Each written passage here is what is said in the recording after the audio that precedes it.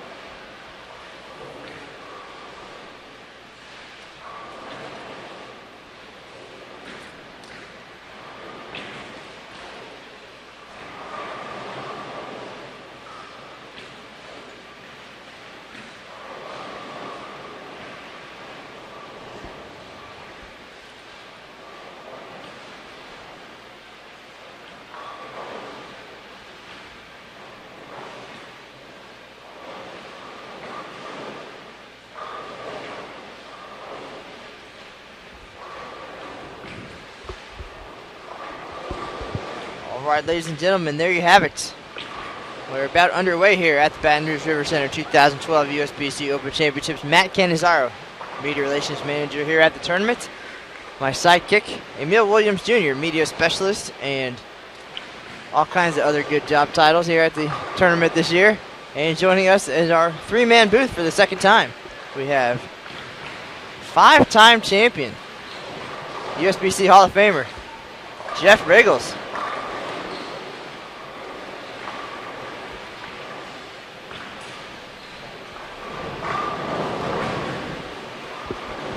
Right now we're here to check out Brandon Tarabek and Chad Reiffer. They took home the doubles title last year at the 1497 total, and they're looking to make it 2 in a row here at the River Center. So rough start there for Tarabek on lane 15. Leaves the 410, but these guys still just getting loose. 4 shots of practice total, and then getting right to it. So a lot of pressure coming out here trying to defend a title. And if anybody would know about that, Jeff Riggles is going to be doing so tomorrow night, but you've done so 4 times before. What's the feeling out there at this point if you're Tarabek and Reiffer? Well, all my 4 efforts have been absolute disasters for a variety of reasons. I blogged about this week, and so it's a tough feeling, and I feel for these guys. Lots of pressure, lots of stress. Well, now for them, of course, the doubles champs, they had one night to let it all sink in. They got marched out last night, received their their championship watches. They saw their banners for the first time, and of course, as first-time winners, they saw the Orange Eagles on the scoreboards for the first time as well. But they had 3 games to settle in and get comfortable, and that's something that you don't have the luxury of tomorrow night. No. Going out there as the defending team champs. And in 2006, we talked to you guys, of course, the team all events champs. In 05 came out right about the time we started marching out the champions and really putting on a show. And of course, there was some added pressure there. It's immediately coming down center aisle and then getting right to it. So definitely a little bit different, but we got to talk to these guys earlier today. We'll go into that as the show progresses here. And, what did they shoot last night? Well, they definitely struggled in the team events. And just taking a quick look, Tarabek, 170, 177, and then things came into place, 237 in the finale, so he got comfortable. And Reiffer, 177, 235, and 201. So I did talk to them for quite a bit earlier, get some ideas on equipment, what they're feeling, what they're thinking. We'll get into all of that and much more as we get underway here. So far, frame number 2, there's Tarabek with the first strike of the year, so I imagine that's going to take some of the nerves away, and we'll be seeing some strikes here shortly. Emil, what's going on today? Not much, man.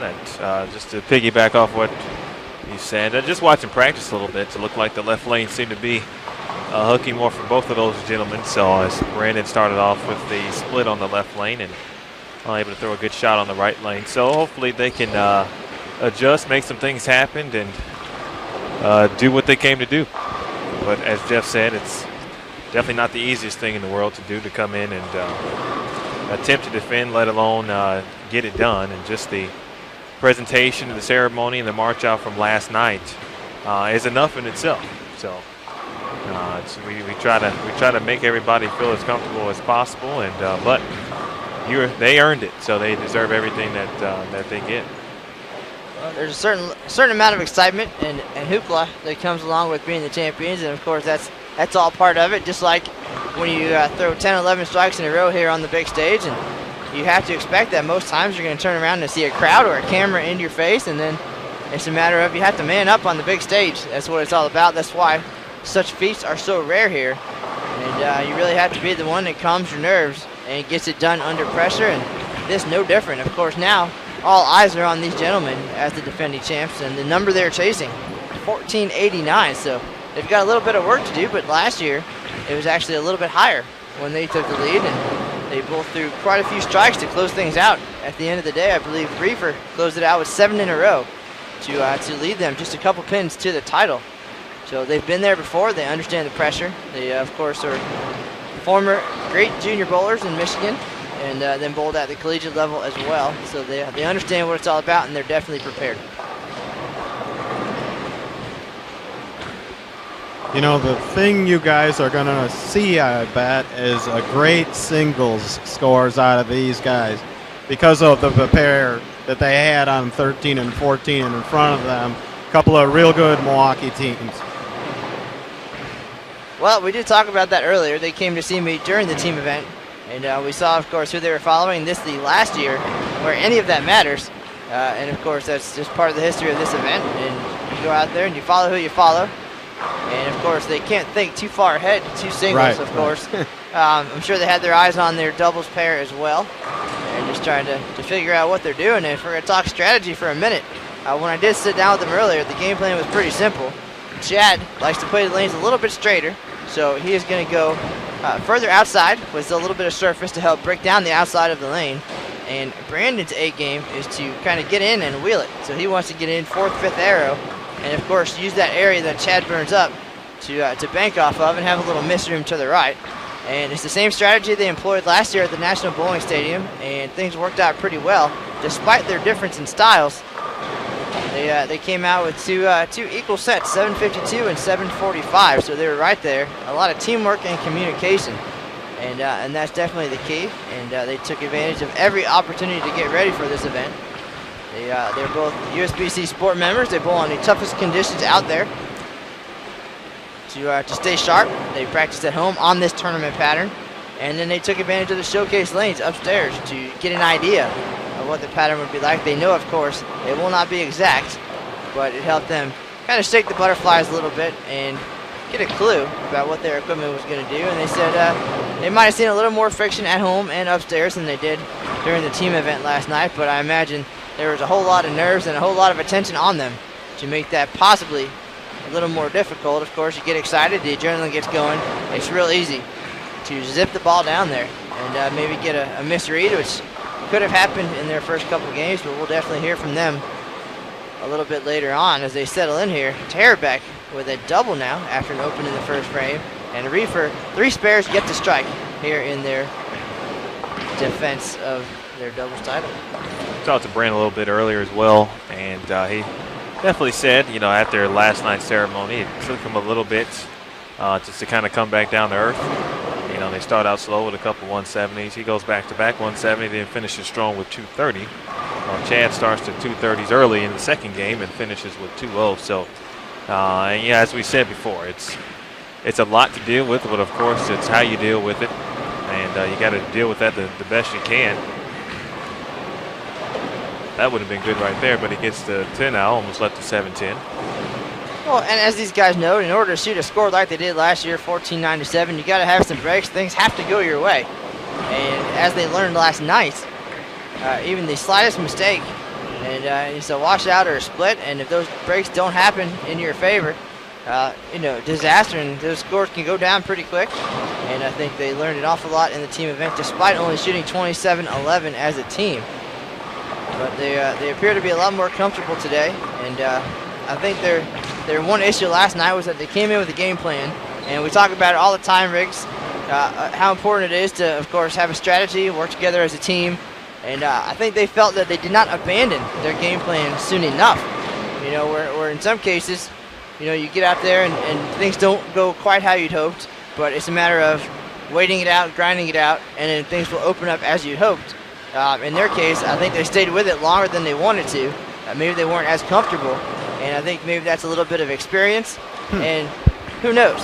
Did they play out to start and then not move in quick enough? I believe that's what Brandon was getting at, and his A game, as he mentioned, as he said, for his strategy today is to get left and get around a little bit. And he's not as comfortable playing right, and him personally, I believe that is what his issue was. Of course, you want to stick with it for the good of the team and do the best that you can in hopes that things open up and you have a big finish, which we've seen many times this year as well. But their goal today is they're gonna take what the lanes give them, but they're gonna stick with their strengths. And again, for Reiffer, that's gonna be playing a little bit straighter with some surface, and Tarabek's gonna wheel it a little bit, and that's their game plan. Just get comfortable more than anything, because if you're not comfortable, you're certainly not gonna perform. That's for sure. It sure looks like Chad's going to have to make a move here, though. He's been Brooklyn or high almost every shot. I think he's going to have to get in more where Brandon is.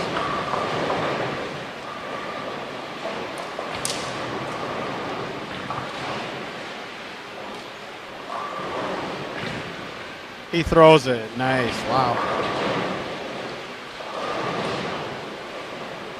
Now we can talk equipment here in just a minute. The two gentlemen mentioned a few balls in their bags. They didn't want to give away all their secrets, I guess. But Chad Reiffer said he's got 2 Columbia Omens in his bag, 2 different surfaces.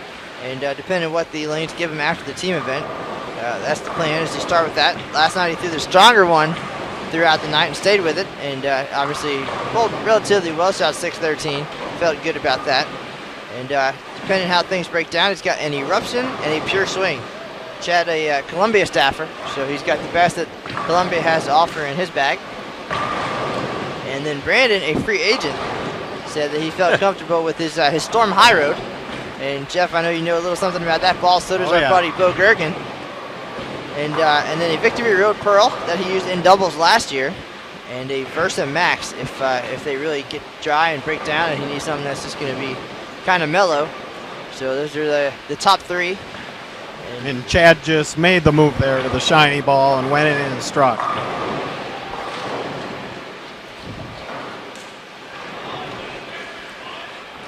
Saw Brandon a lot back in during the collegiate days at Grand Valley State University. I always was impressed with him because he's obviously very tall, and he gets to the line very well.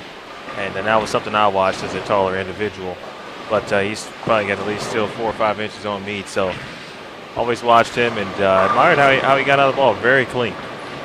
Yeah, I met him for the first time today, and I was like, wow, tall man. And that's usually a disadvantage in bowling, theoretically.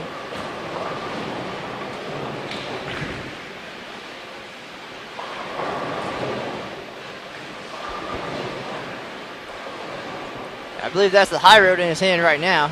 And again, there's a lightning bolt on that ball.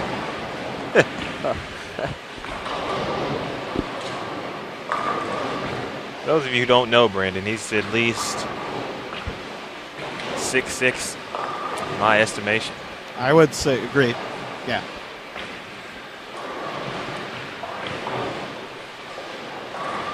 It's got the knee bend you need at that height.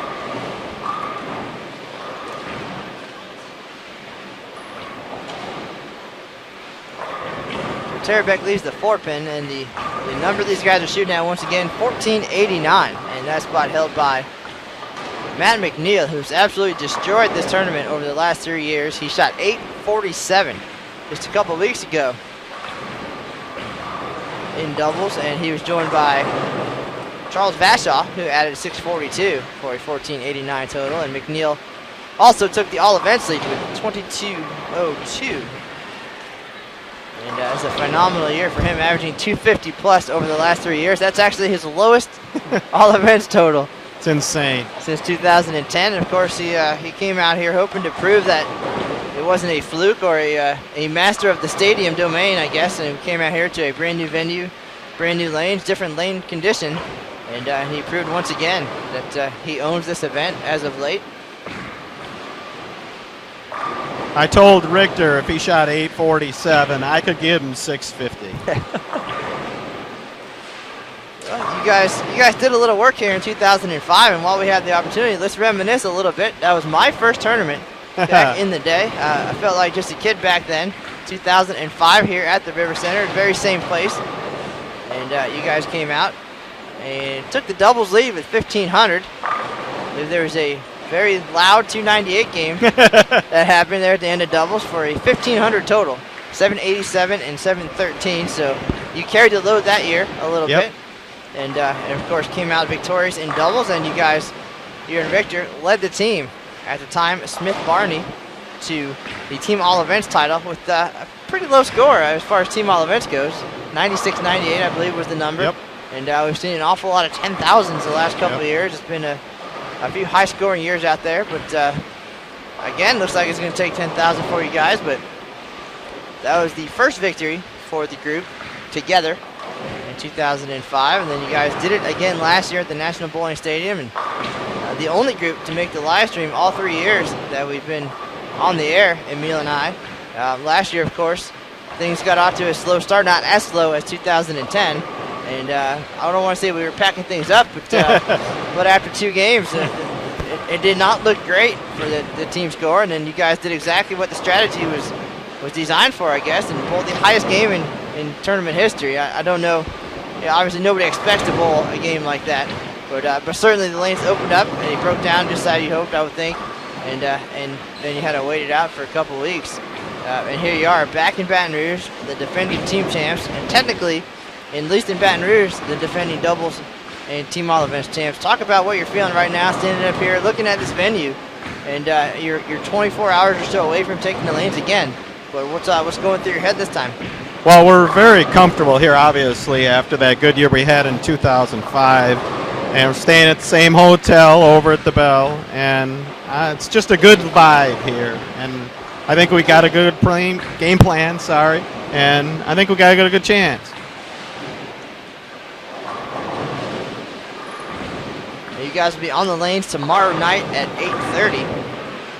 And, of course, we'll have the pregame festivities as we did in 2006 for you. We'll have you march out paraded in front of all your peers and a pretty significant squad. I mean, it seems like we just got done with Longevity Week here at the Open Championships, packed full of 50-year guys and soon-to-be 50-year guys. And this week, it's a shootout. It's Champions Week.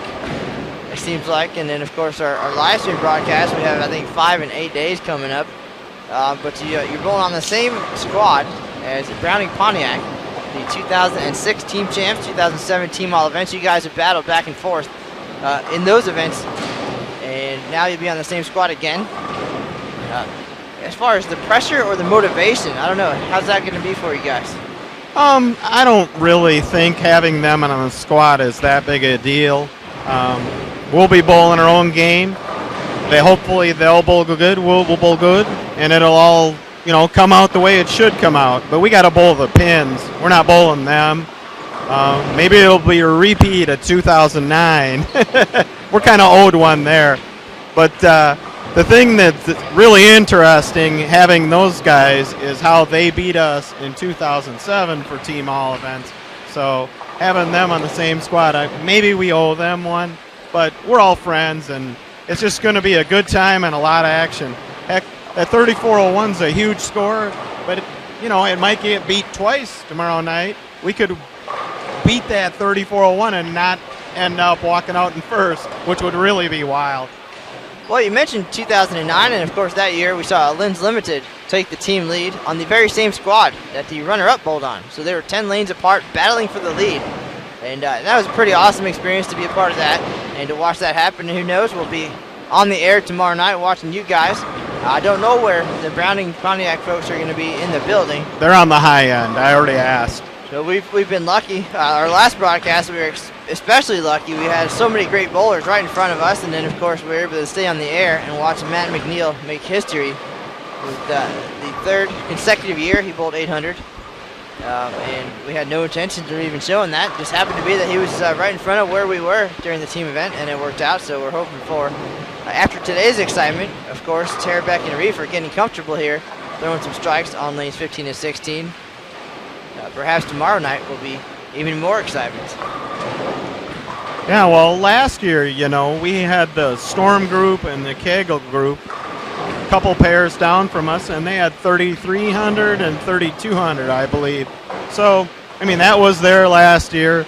It's sometimes you get a little bit of a vibe off another team bowling good in the building, and maybe you can use that to push you.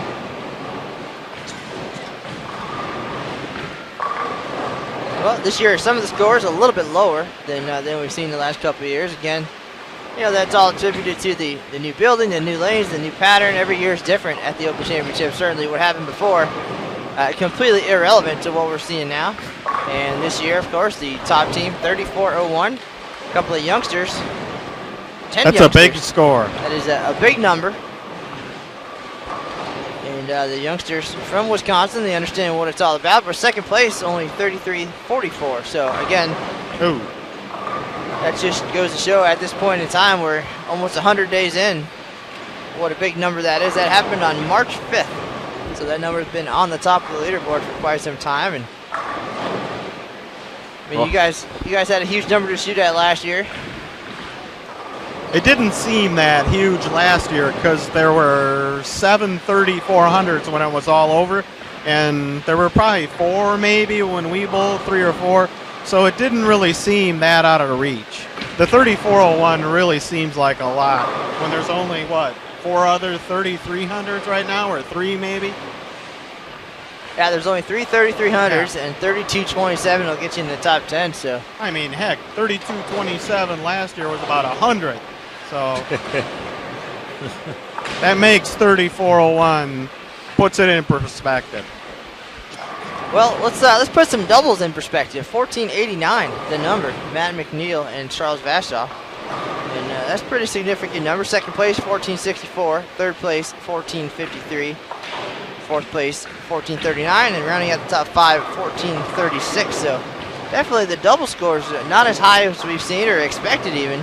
Talk about, what we're seeing, a little bit of strategy here, being right-handed, coming in.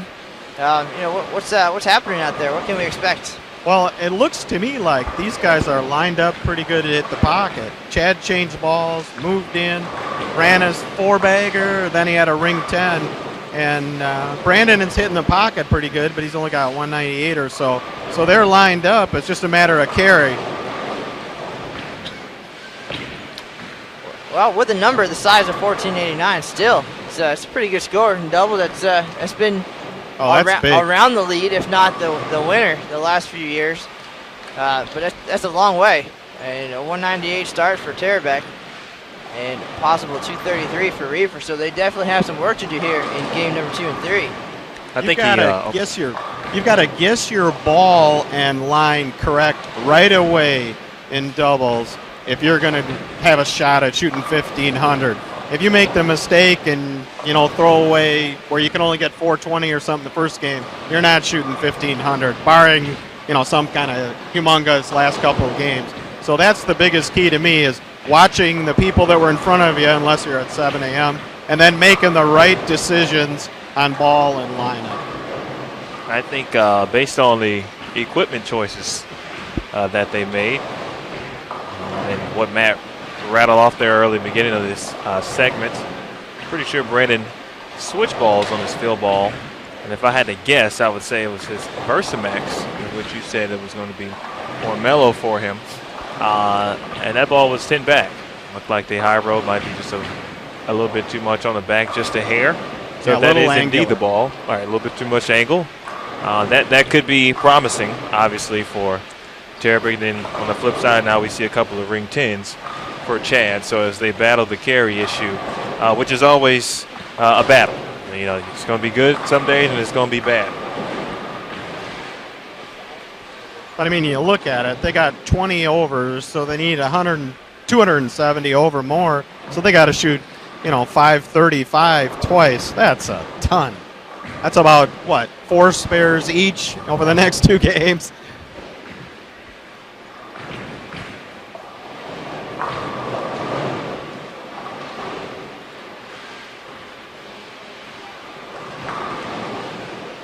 Whatever he switched to is the right ball, because he's hit the pocket, 7, 8 shots in a row.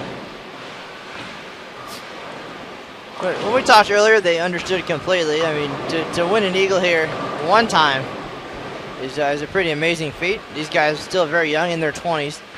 And just the idea of being able to repeat or win again in your lifetime, you have to understand that the odds are probably not in your favor. So you can only go out there and, you can succumb to the pressure and just let it completely crush you out there, or you can relax and realize that you did something amazing, and they're ready to enjoy that no matter what.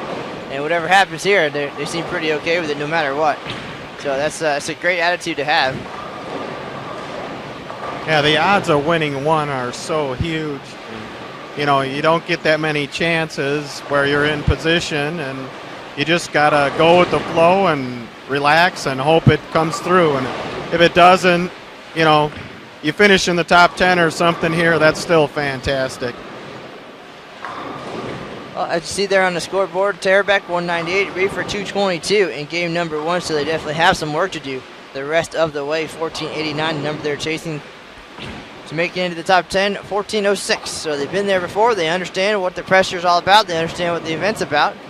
And now it's just a matter of the pins cooperating as they do there. Tarabek, big shot, trips to 4. That 1406 is about 3 days old. Watched Todd Book and Ted Hayes Jr. pop into the top 10. In fact, Todd Book left 2 solid 8 pins in the third game, cost him 800. Wow. It went 69, 45, 47, something like that. Wow. And obviously a higher spot in the regular doubles, of course. It's like a who's who here at the Open Championships this week. Again, we're joined by Jeff Regels, 5-time champion, USBC Hall of Famer. His team, some of them, Steve Richter, Gail Myers Jr., saw him a minute ago, hanging out here in the bleachers. Dave Armstrong popping in, the Armstrong Parading Guys Bowl next Wednesday. So they're in town a little bit early to visit with the champs. No doubt they want to see the show in person tomorrow night. I know that in past years the stands have been overflowing, and the online community coming together to watch Jeff Riggles and the Turbo guys try to get it done. And these guys come to town early. Ronnie Horton actually online right now checking things out. He'll be in town tomorrow as well. Horton Nation. Dave Armstrong right in front of us here. And Gale Myers Jr. just said he wants to say hi to Ralph Hibbard. He knows Ralph is watching.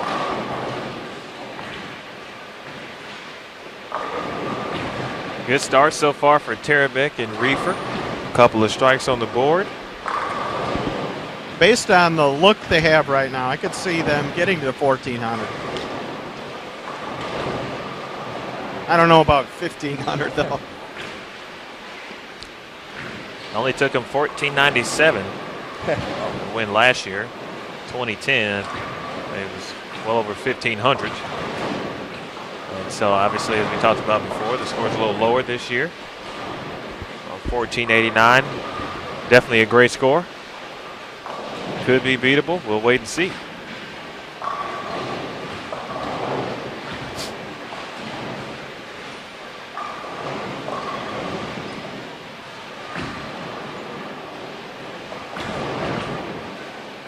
That shot checked way early. He knew it. We knew it up here. Yep.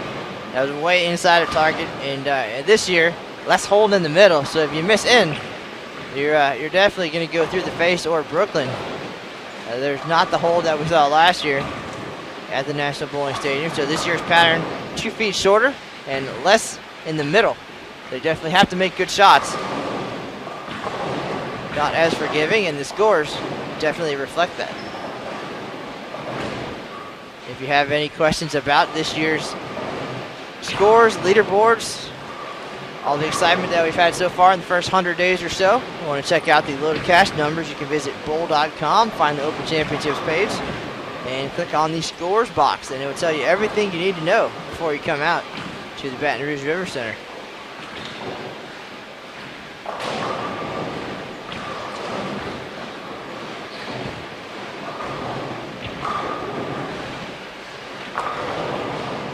These guys shot 745 and 752 last year.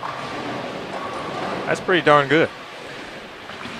That's some good shooting, and you don't always see that. Sometimes, more times than not, I think that you see one guy just really carry most of the load and shoot a pretty huge score, and the other guy just comes along for the ride. But they were right there.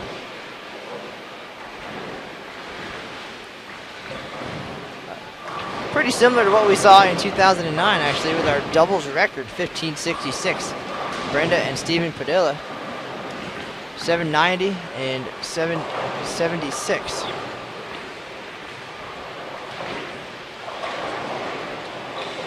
I'd say that's pretty good too. I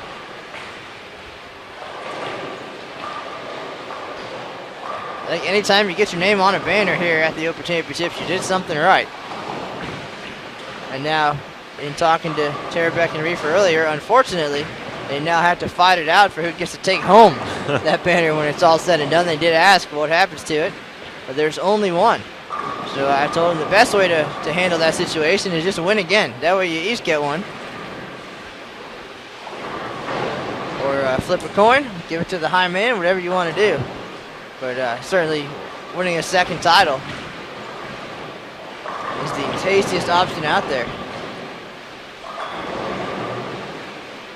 Brandon had some great carry, and a 9 got out from looks like from the pit area. Fell forward, so that's a good break. A couple of strikes for him. Strike, spare, strike. Now Chad looking to do the same thing following an 8 spare.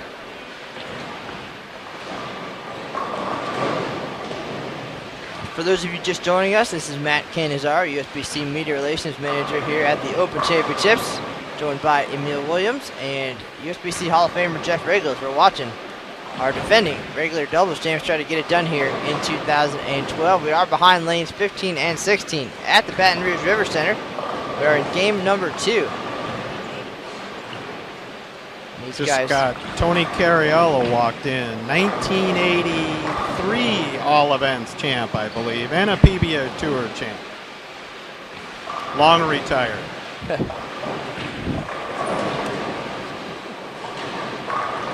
definitely a lot of big names coming our way, as we mentioned. Besides the Turbo guys. It's going to be a fun weekend.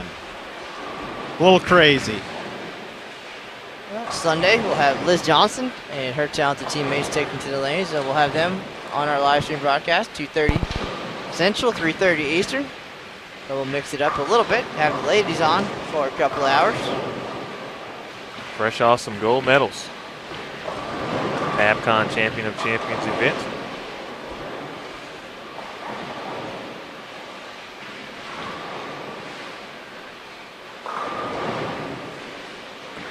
Now we are going to be with you today through all 6 games, 3 games of doubles, and then we'll flip pairs here to 13 and 14 for singles. Nice. It's interesting. The singles pair they're going to, they've got a couple of lefties there. Playing pretty far out, so probably won't affect their laydown area if they're playing deep. The 2 righties are going pretty straight, and the Milwaukee teams that were on the pair earlier were going fairly straight. So I think they might have a pretty good shot in singles.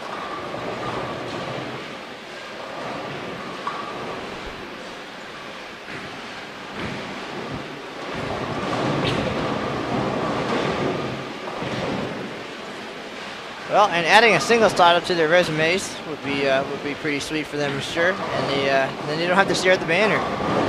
Get it all to yourself. I'd like to add that one. Nice shot. So let's take a quick look at the scoreboard. We are 4 frames in, game number 2. Doubles title defense.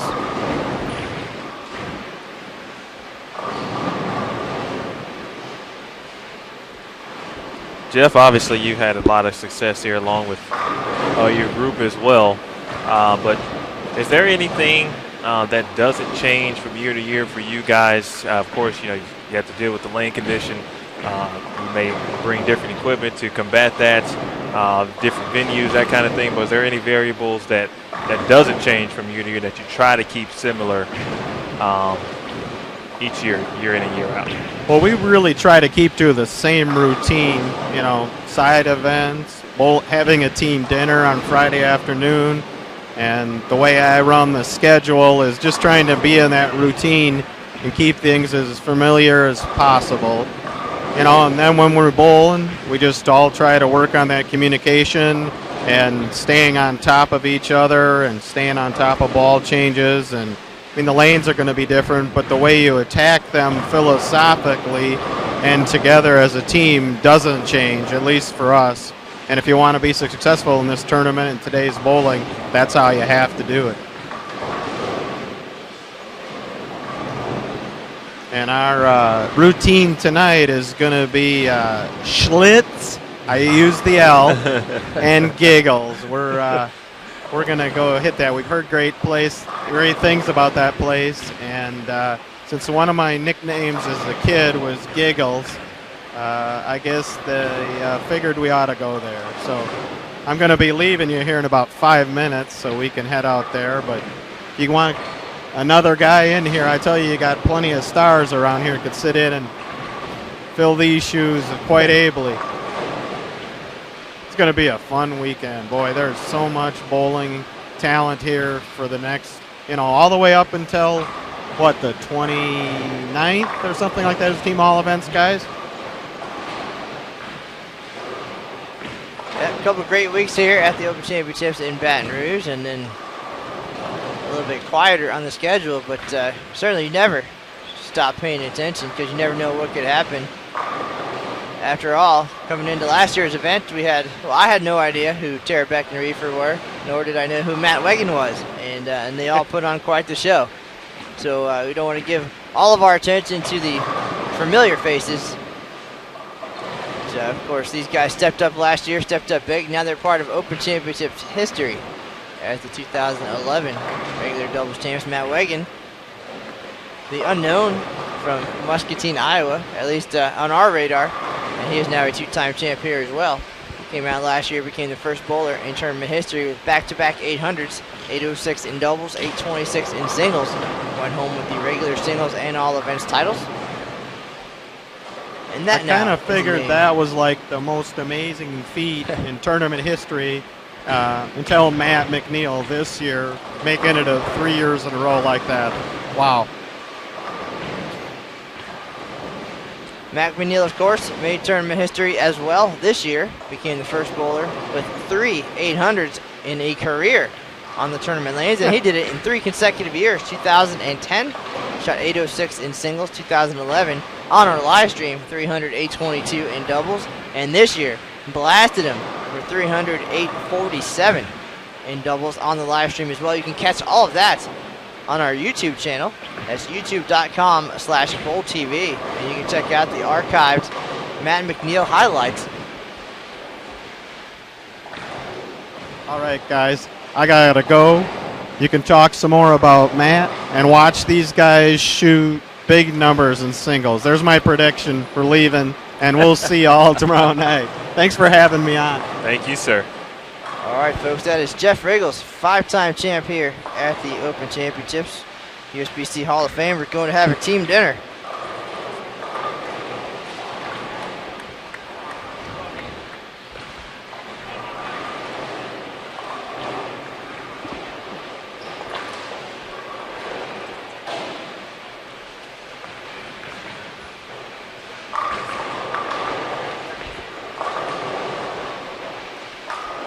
That's Turbo 2-1 Griffith, the defending regular team champs, going out to dinner. And Emil, what do you think the chances are they're coming back with a slice or two for us? Man, I should have told them. They're pretty nice guys.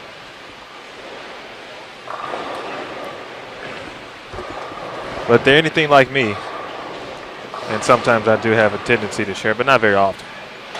But I would bring some back for us. Some hardworking individuals up here in the booth. I could eat right now, of course. Of course, you're the skinniest fat guy I've ever met. The fattest guy in a size 29 waist.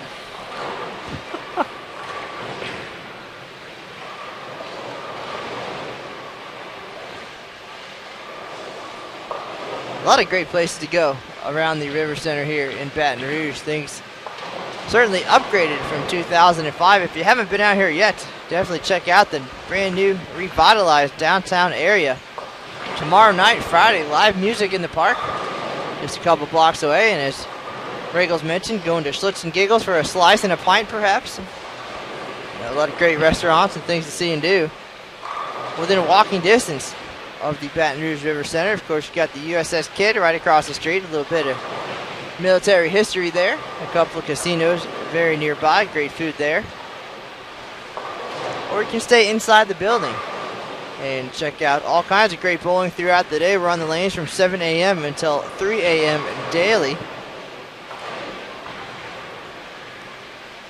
Great food inside the venue, and of course our usual vendor booth, pro shops. Check it out. Come buy a new ball, grab a snack, sit in the stands, watch some great bowling all day and all night. And of course, if you'd like to practice, Emil, how can you make that happen?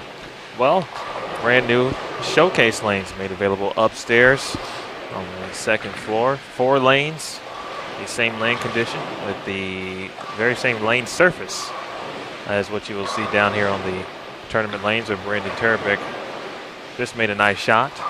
But go ahead and give us a call. Showcase lanes practice sessions. There's peak and off-peak hours. Peak hours, of course.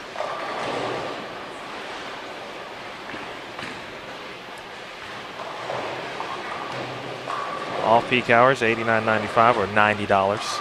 And for peak hours, you're looking at $125.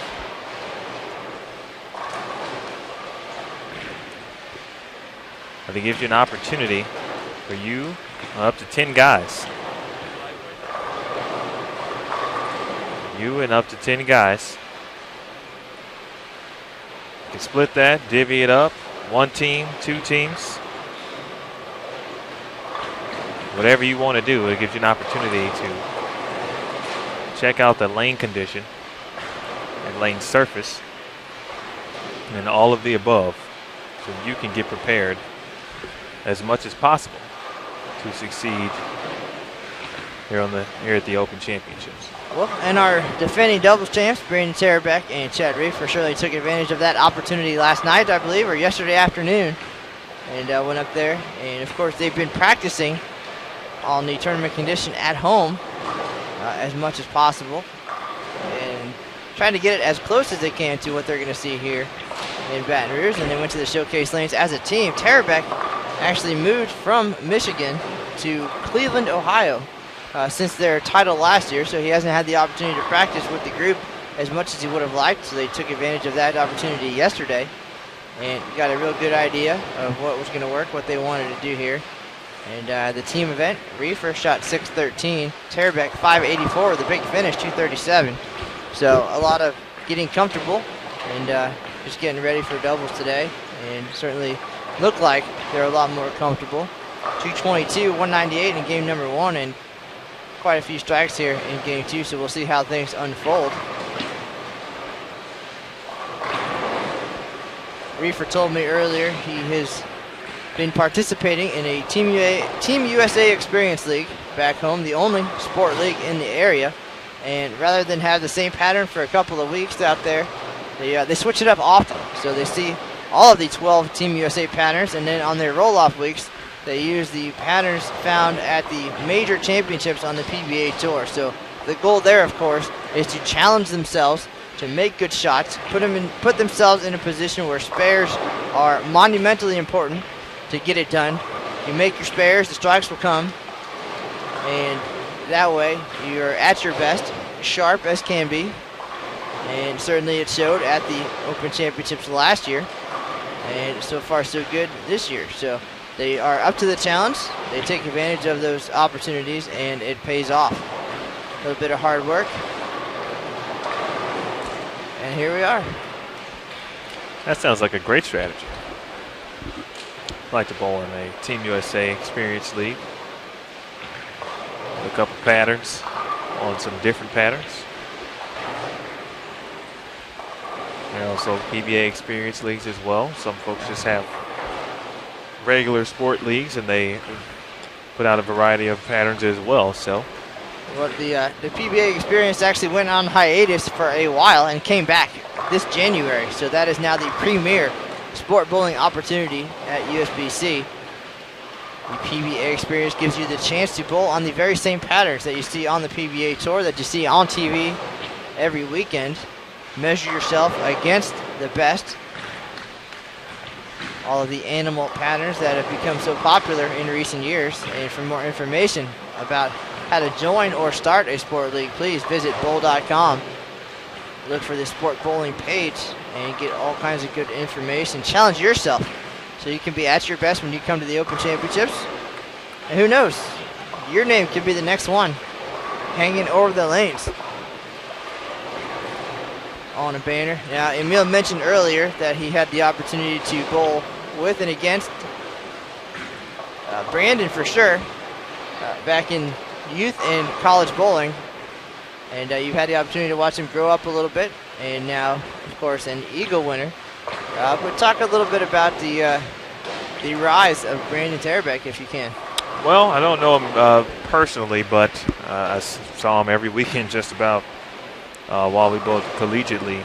You get to see the same people year in, year out, and weekend and weekend out as well, and see the same folks. You start to make sure you say hello, and a lot of times that you admire other people's games and whatnot, so you kind of develop a friendship, if you will, and a respect for one another and the schools as well. So I saw Brandon a lot. I don't remember seeing Chad that often, if I did, but definitely had a lot of conversations with Brandon. And it's funny, it's one of the cool parts about this job is last year, of course, I saw him before his team event, just talk to him like I normally would.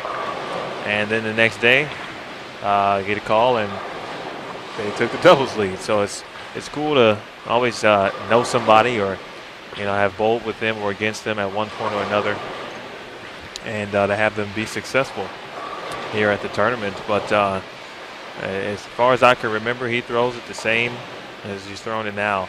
And I always talk with him because, as I mentioned earlier, his height struck me. And as Jeff mentioned, that's sometimes not the best thing if you're tall and in bowling, but I know a lot of actual tall people, way taller than me I'm talking about. I'm just 6'2", and Brandon has to be at least 6'6", but he gets it done. He's very clean and has enough knee bend, which was always an issue for me. and I'm just 6'2", and he has quite a bit of knee bend. Everything looks physically solid, and it releases pinpoint as well. So I'd have to imagine that college bowling helps him out a little bit. Grand Valley State University, those guys fielded some pretty good teams as well. So it's very nice to see him do well and have this kind of success. And he's a good person, and so is Chad. So that's even better when these guys are great people as well. 248 for Tarabek, as we talk about him, the bounce back. 198, 248. Now Reiffer with a double. We got the first one in the 10th. Both of these gentlemen making their fellow hometowns and proud. The state of Michigan, well represented. Great shot from Reiffer there. A lot of great bowlers from the Grand Rapids area as well. Well, speaking of which, our team all events leaders from the that general area. I know Billy Orlikowski, at least, coming from Grand Rapids, leading his team to the team all events lead, 99.54 S&B Pro Stop. And I believe these guys as well, they talk a lot about Dan Ottman, another familiar name here at the Open Championships, a great junior bowling coach. The late Dan Ottman, unfortunately, he meant so much to these guys, and they talk a lot about their upbringing in that junior program and how influential that was, and of course how important this event then became to them because of Ottman and his success. So it's kind of a stepping stone, and that made their title here even sweeter in 2011.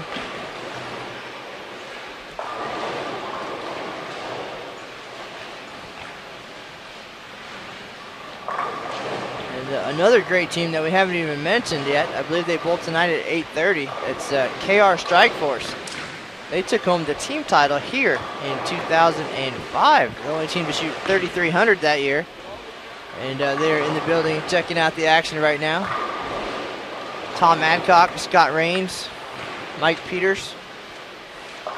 Heard a rumor that my old buddy Jason Queen might be bowling with that group this year. I have not got verification on that, but we will see here in a couple of hours.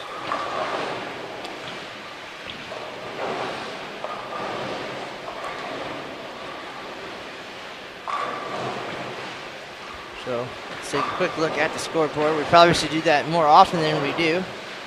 But, it's easy to get distracted and excited with everything happening here at the River Center, but there you have it. Tarabek 248 in game number 2, and that was with a 9-pin on the second shot in the 10th, and a whole bunch of 4-pins. So if he could get the carry to cooperate, we could be looking at a pretty sizable number here. And Reiffer, steady Eddie, 222, 217. It's going to take a big one here in game number 3. So certainly a respectable showing so far, but 1489, as they know, a monster number.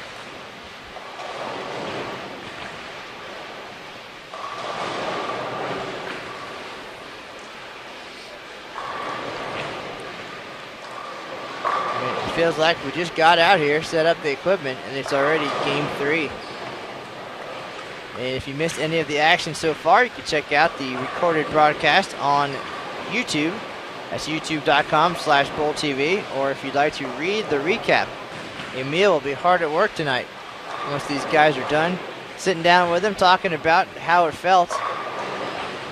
I'm sure those first couple of shots were some of the hardest or most difficult they've had to throw in their careers. Be interesting to see what was tougher, the first couple this year or the last couple in 2011. Reiffer throws 7 in a row last year to squeak into the lead, and of course they held on for the win.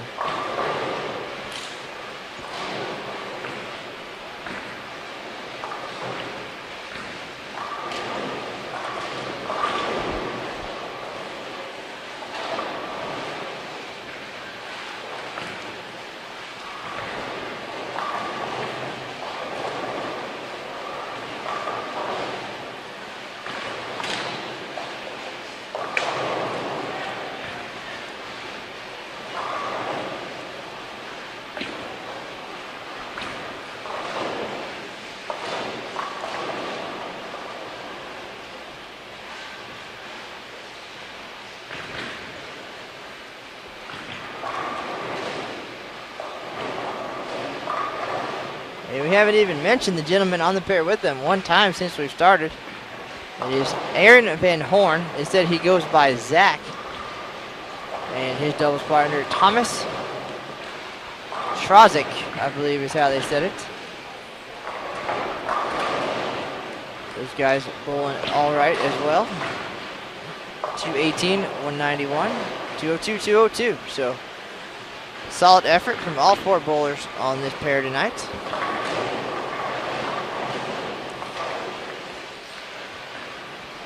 And Emil must be impressed. He is feverishly taking notes as Reiffer leaves a 7-pin on lane 16. These guys will flip to lanes 13 and 14 for their singles event, and we will be here all the way through.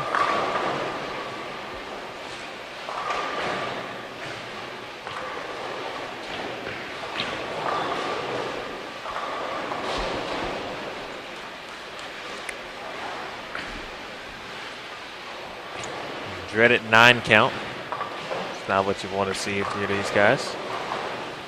Of course, spares will help you get there, but no problem. But carry, need them all to fall now. But Chad's throwing some good shots though, and that's all you can ask. Throw it good. Hopefully you get rewarded. Sometimes you don't.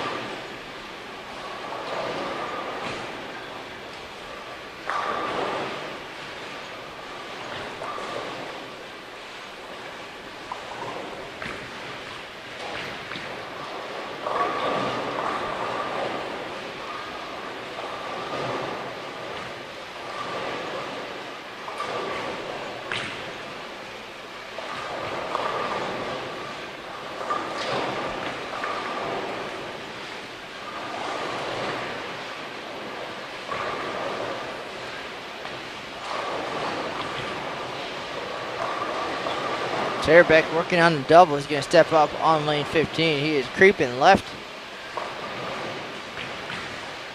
And he said his comfort zone is right around the 5th arrow.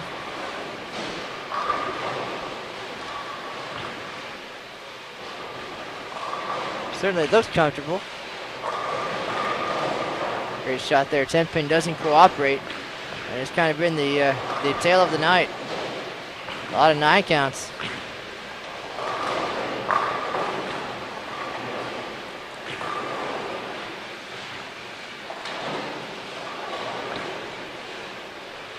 And we watched Matt McNeil shoot 847 to help move into the doubles lead, and everything seemed to go his way. Some shots that were a little bit questionable, and it was his night, and everything cooperated, and now he's a leader in 2 events here at the Open Championships, in position to add Eagles number 2 and 3. But still a long way to go. A lot of great bowlers headed our way, and just in this weekend even. And then plenty more. We kick things off here February 11th, and we'll be with you until July 10th, the 2nd longest tournament in history at 151 days. Just under 12,000 teams making their way to the Red Stick this year. Our 2nd visit to Baton Rouge and Louisiana. We were here in 2005. You see Reiffer on lane 15, his first strike here in game number 3. Another ball change for Reiffer. What looked to be an eruption based on the equipment listed earlier.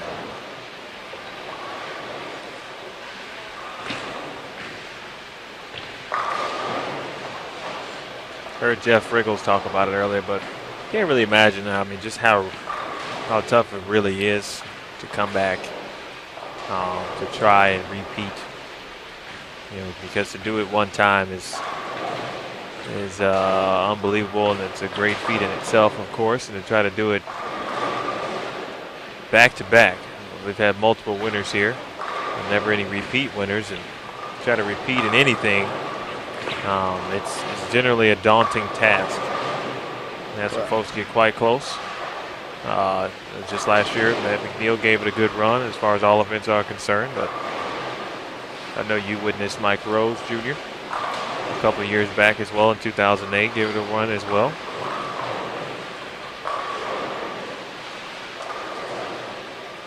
So you got to be strong mentally.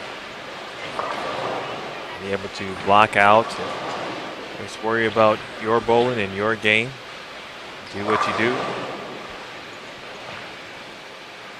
Well, and as you mentioned, Jeff Riggles just a minute ago, and something he always says that is, if it's possible on paper, then it's definitely possible on the lanes. We saw that last year when his squad shot the highest game in team history, in tournament history, 1281, to grab the lead in the team event and of course take home that title. Unfortunately for Tarabek and Reiffer,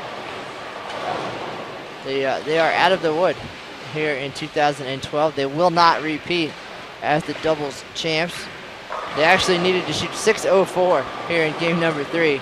So once they were done with game 2, that was it. So now it's just a matter of putting up a solid number, something respectable, having a good finish. And again, they understand how amazing it is to take home one eagle.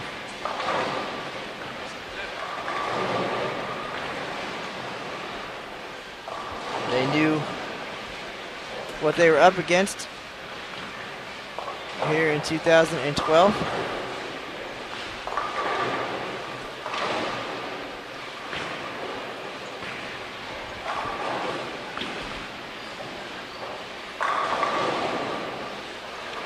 They still have a shot at the top 10 here. They're going to need a whole lot of strikes. They've been there before.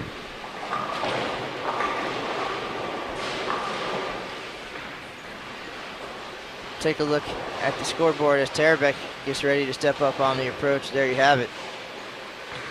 They are 885 after 2.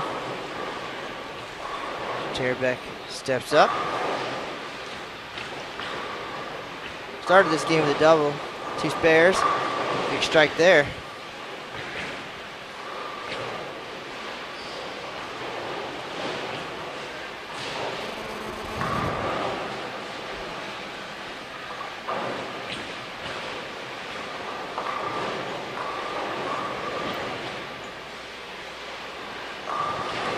Emil, hopefully the rest of the crew here at the Open Championships knows that we're sitting up here doing this right now, in case something happens on the other lanes. We did just get done with the 2:30 team event. Now we're finishing up doubles here at 5:30.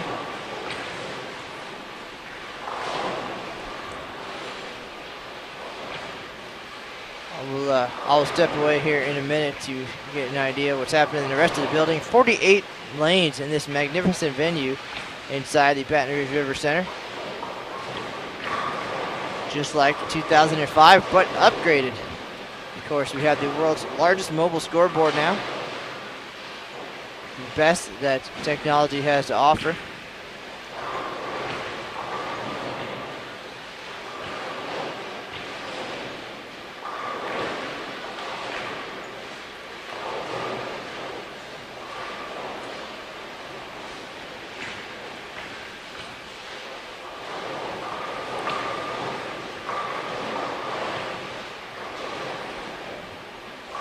Tarabek, big double. He started the night 198, 248. Possible 268 here in game 3. I'll let the expert Emil Williams Jr. call the action here for a minute. I'll be right back with you.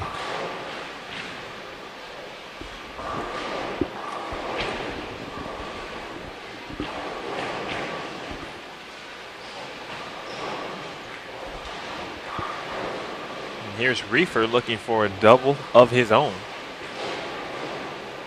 Chad started with 222, followed with 217. Now 79 in the 4th frame on strike. Here in the 6th. Push ball. Push a little too much and leaves the 10 pin.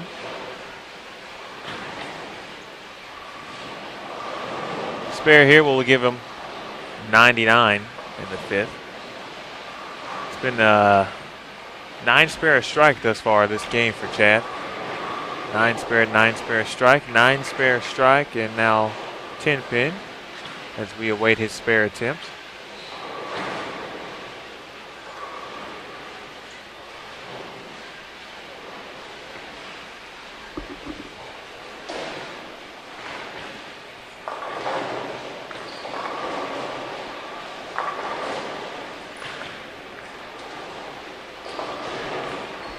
Also on the pair, Zach Van Horn, as he likes to be referred to as, and Thomas Trozak.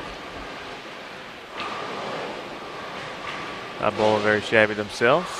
Van Horn at 218, 191. And Trozak 202, 202 coming into the third game as well. So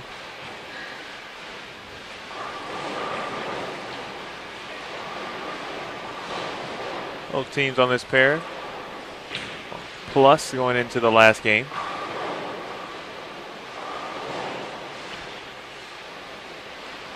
Oh, Tarabek set to do some damage on the left lane.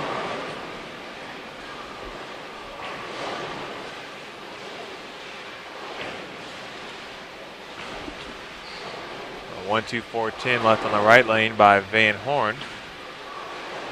He's actually had some struggles this game, a couple of opens.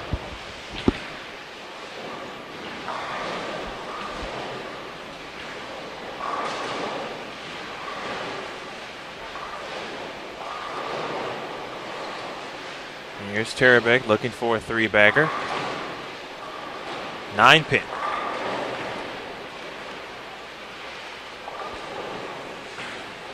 Carey hasn't been their friend theoretically, of course. And they've had some 9 counts in the first couple of games. But they've been on top of things as far as their spare shooting is concerned. And that is always a plus. And Tarabek covers the 9 pin. Another good shot, but a 9 spare.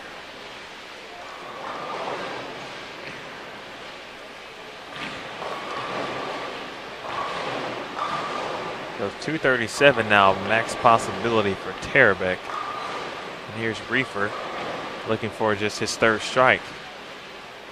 Again, Chad with 4 9 spares of his own through 6 frames.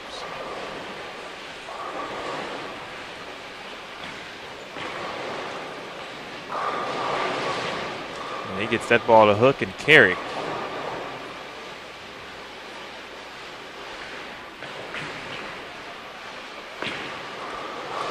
A good shot from Reiffer, 119 now on the strike. 119 in the 6th.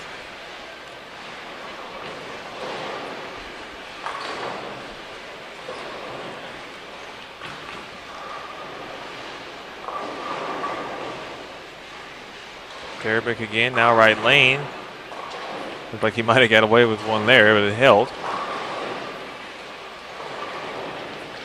He'll take the X on the board. As Matt mentioned, 48 lanes here at the Baton Rouge River Center.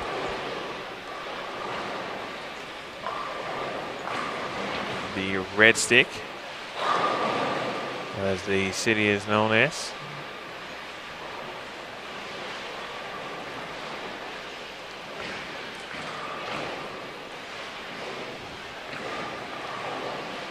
If you have not and checked out the venue, if you're on your way, be sure to do that. Lots to see and do.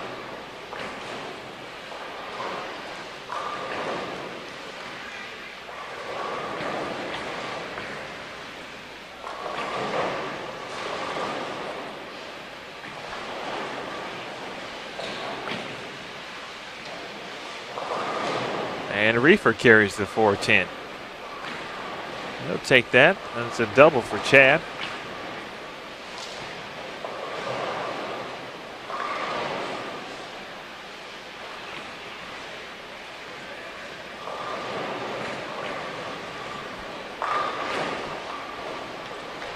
Beg your pardon. It should be 247 when Max scored. 239 for Reiffer, so he put up a big number here. It'll be fairly reminiscent of what happened last year, of course. The lead not on the line now, but both these gentlemen threw some clutch strikes. Reiffer finished with their front seven, or excuse me, the back seven last year. Tarabek, I also believe, struck out.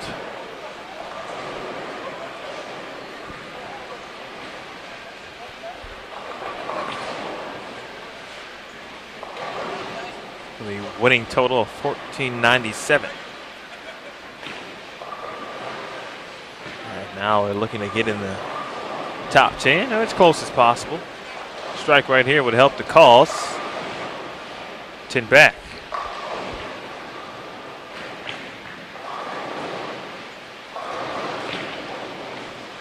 I think most importantly, and if you're able to see this, of course, the expressions on their faces.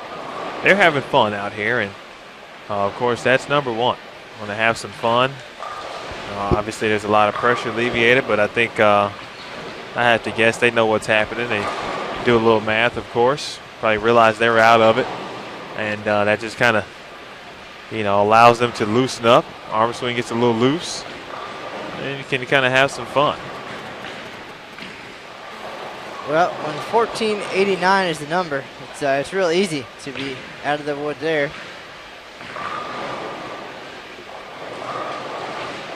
So like you said, just getting loose, getting comfortable. Hoping for a big single set, I'm sure, after a respectable doubles performance here.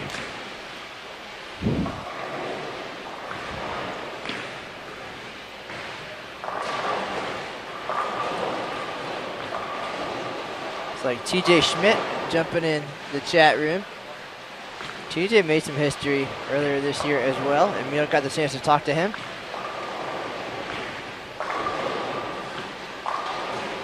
It's not only a good person, of course, but doing his thing. I added his name to the list of bowlers with multiple 300s. Burst onto the scene last year. Big double set, 855. Man, that is a lot. 300, 855. That's pretty good. Comes back this year, puts another 300 up. I believe it was the first game of doubles.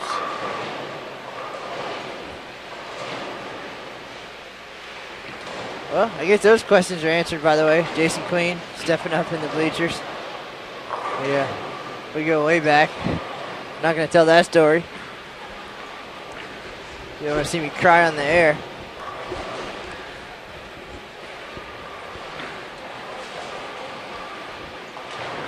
So we'll focus our attention back to Tarabek and Reiffer. Tarabek's going to step up on lane 16 right now, playing very deep. It's the wheelhouse. Big shot there. He's in the 240s to take a look at the scoreboard while we have the opportunity. Last night, off to a slow start, 170, 177. Closed things out with 237. Said he was feeling pretty good. The plan today coming in was to start where they finished in the team event. There was a couple of games of practice there, getting everything right. I believe he was not as comfortable early on as he would be, but he was going with the team strategy, and they were all working together, communicating, and things opened up. He was able to make the moves that made him comfortable in game 3, 237. Came out today, 198, 248, and 247.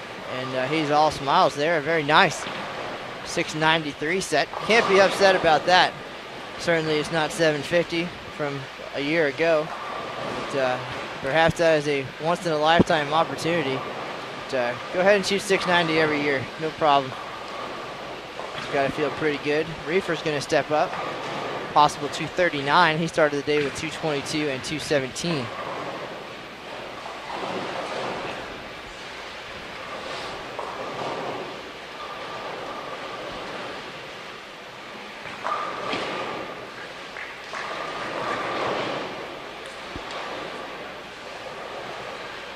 First shot in the 10th, good for Reiffer.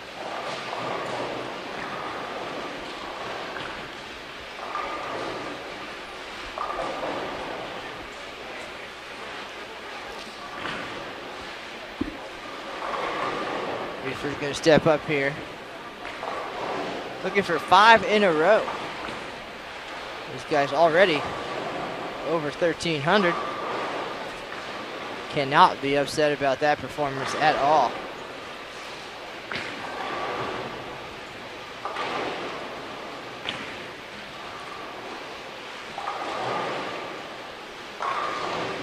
Great shot there. 5 in a row. He is throwing the Columbia Eruption. And he said he was going to start with the surface. And if the lanes dictated, go to something a little bit shiny. And it has paid off here. 222, 217, possible 239.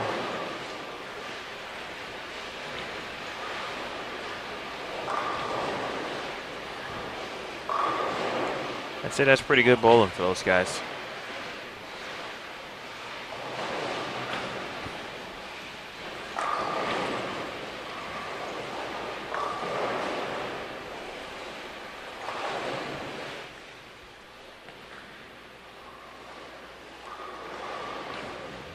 Reiffer looked a little bit rattled there for some reason.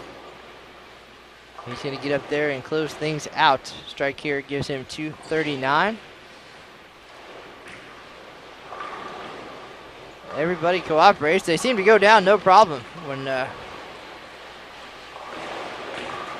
it's a little bit too late. 1371, how about that? They're going to be just out of the top 10. 10th place right now, 1406. They have to feel real good about that going into singles, and the singles pair can only be even better than what we just saw. We'll talk about that in just a few minutes.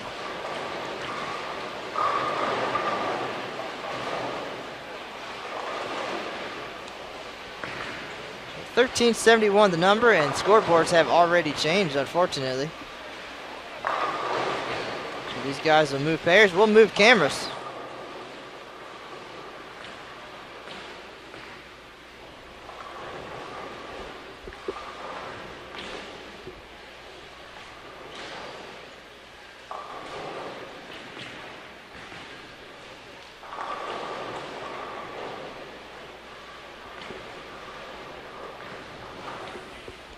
Here's a look.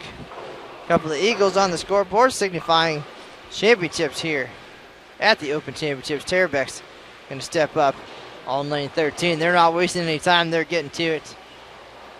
Great shot there, 10 back. He likes that look. Communicating with his teammates.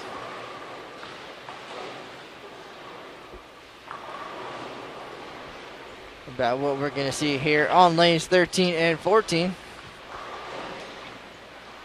On the 230 team event, we had a very solid group of 10 from the Milwaukee area, led by Bill Montz. Great bowlers. I'm sure they broke the lanes down just how they had hoped. One team shot just over 3,000. And then during doubles, a couple of left-handers on this pair, so not much has changed, I'm sure, since that team event. So these guys have to feel good about that look as well. This is the last year, of course, that who you follow matters. Next year, 2013, we're going to fresh oil every single squad here at the Open Championships. We're going to change the schedule a little bit as we head back to the National Bowling Stadium in Reno. We're going to have back-to-back team events at 3 and 7 p.m. and doubles and single squads, just 3 per day, 7 a.m., 11 a.m., and 10:30 p.m. Why is that? Because we're going to 6 on a pair instead of 4. We're going to have 6 on a pair, and you will not move lanes between doubles and singles. You'll bowl 6 games on the same pair of lanes, 6 people.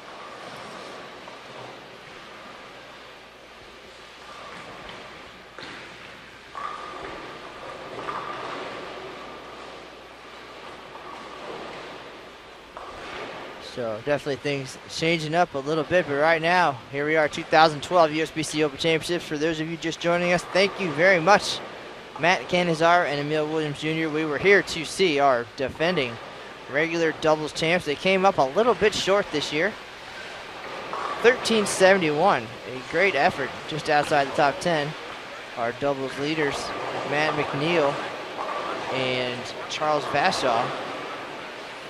from Minnesota, 1489. So those guys are safe right now, but now it's time to head into singles. The number these guys are shooting at, 800. Henry Teets III from West Dallas, Wisconsin. One of 2 800s on the year. Came at the right time, did so in singles. Now he's our leader. Tarabek on the right lane, started with a strike. Had a great look in doubles. Shot 693. And they are talking here. Of course, that was his first shot on the right lane on this pair.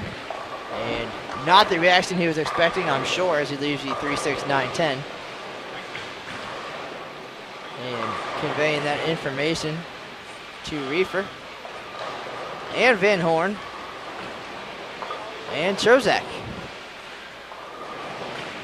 And that, of course, a key to success here. You'll ask anybody, is communication. You have to talk to your teammates. Emil, you know a little something about communication coming from the college bowling realm, where it is crucial. And you, of course, the human firework, the leadoff bowler for Lindenwood University. Talk about your role in the whole communication process, especially when moving to a new pair of lanes.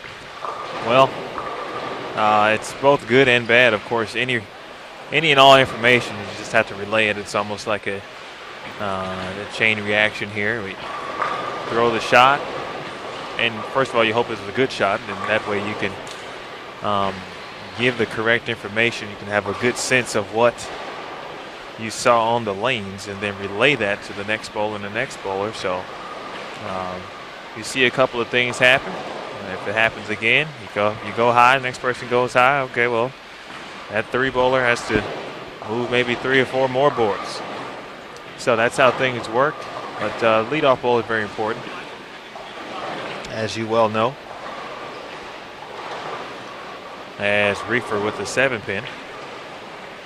And leadoff bowler is a catalyst for the team, provides some energy, a spark, and again, talked about the relating of information.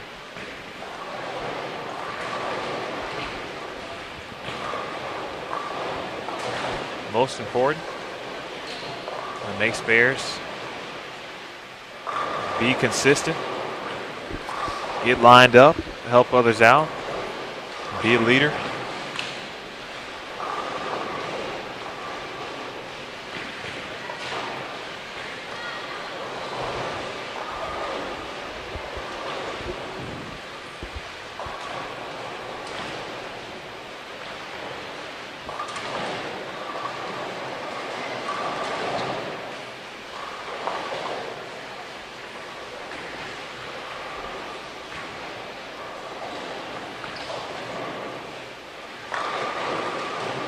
See these two gentlemen conversating right now, and they have been,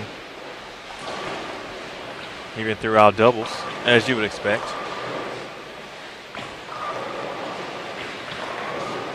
First shot on the left lane from Brandon was pretty good, 10 back for a strike. Next shot on the left lane, light, is a 2-pin.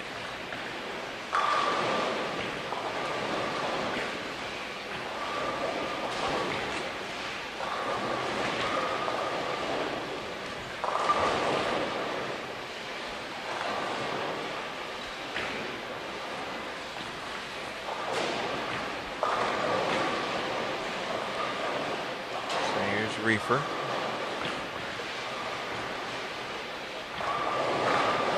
It looked pretty good, and it was a strike. Like it might have been just left, the 4th arrow at the arrows. If you're just joining us, we talked about the comfort levels of both gentlemen. Tarabek likes to play a little bit more inside. He's more comfortable there and able to on the side of it a little bit. Chad likes to go a little straighter, so his angles maybe a little more direct than Brandon, and I think we saw a good example of that right there. Chad still near 4th arrow, but his angle is more so on the straight and narrow. On to about 9 or 10 at the break point.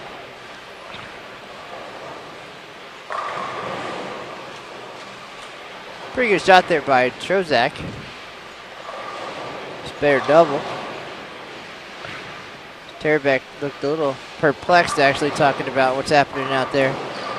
Last time on the right lane, he left the 3.69.10. Did not pick it up, so we'll see if he makes the adjustment. He is standing against the ball return.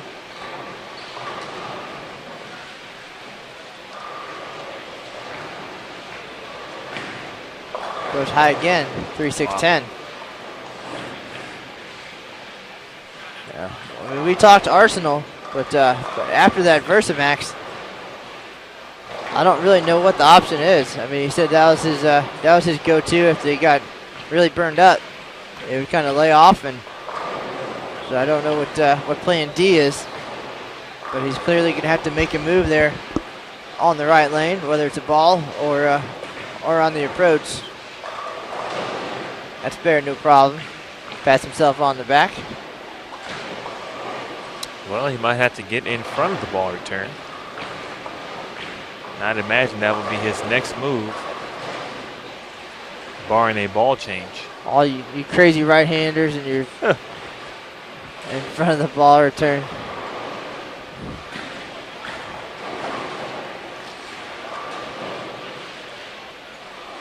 Or if he really wanted to go extreme, he could just hop on out to 5.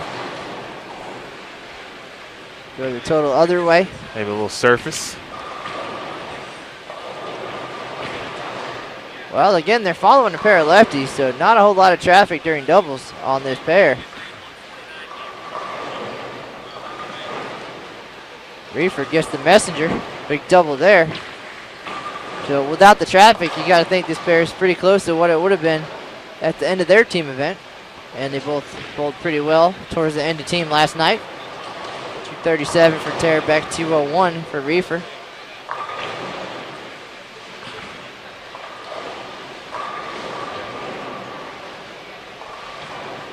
And the Milwaukee team that was on this pair, I believe of the 10 bowlers, off the top of my head, I can think of at least 3 young ladies who tend to play the lanes a little bit straighter as well. So in the effort to break down the outside part of the lane, I imagine they were crucial to that process and reaped the rewards.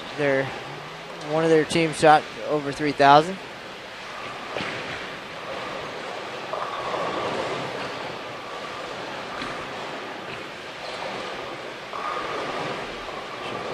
We are in frame number 5 here of singles. Tarabek threw a great shot in the first frame and has struggled ever since. I thought as soon as that first shot went off his hand, it was probably the angle's a little bit different than we saw during doubles, but one of the best shots I've seen. And I thought we were going to be looking at a huge effort here, and things just not falling into place for him. After that first great shot.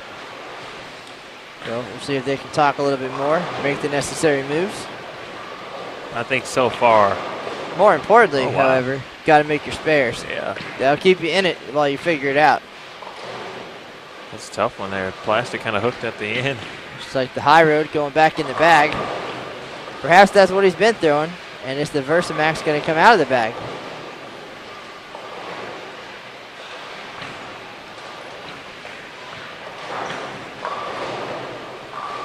Which would mean possibly in doubles, if that back half, second and third game, that wasn't his Versamax. Maybe it was his Victory Road Pearl, or Victory Road, I should say. He gave me a couple of key pieces to his arsenal. Of course, it looks like at least 6 balls with his name on it there. So, again, they didn't disclose all of their equipment secrets.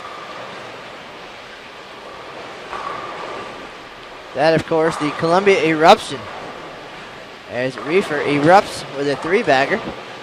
So he's got 4 strikes in 5 frames. Let's take a look at the scoreboard. And there you have it. Reiffer comfortable here in singles thus far. I think Brandon's just kind of fighting some down lane carry down for him in particular, because of where he's playing. Chad, his angle's a little straighter, of course, so he's a little bit more direct, but still trying to hit the same break point. And you called the move. it looks like from here. He's now in front of the ball return. That's got to push. That ball hooked at about 38 feet down lane. Dead left. Lucky to carry a Brooklyn strike there. And as we've seen, the further in you get, the more hook you're going to get early. This year's pattern, 39 feet. Not a lot of hold in the middle. A lot of teams trying to create that hold. But certainly easy to miss in. And that ball is taken off. See you later. And that, of course, the strategy behind breaking the lanes down as a team, playing outside and then migrating in. Because at this point, if you miss in, it hooks. If you miss out, see you later. So, see ya. But that's all part of performing on the biggest stage in bowling. USBC Sport Certified Lane Condition. I believe this year's oil pattern 2.2 to 1 or so. So a little bit flatter than we've seen in recent years. Definitely not as forgiving as what you'd see on your Wednesday night league over at Metro Bowl. Yeah, that the see ya, as I like to say. Credit to Michael Kay for that Yankees broadcast. Sorry for the Yankee reference, Matt. Apologize.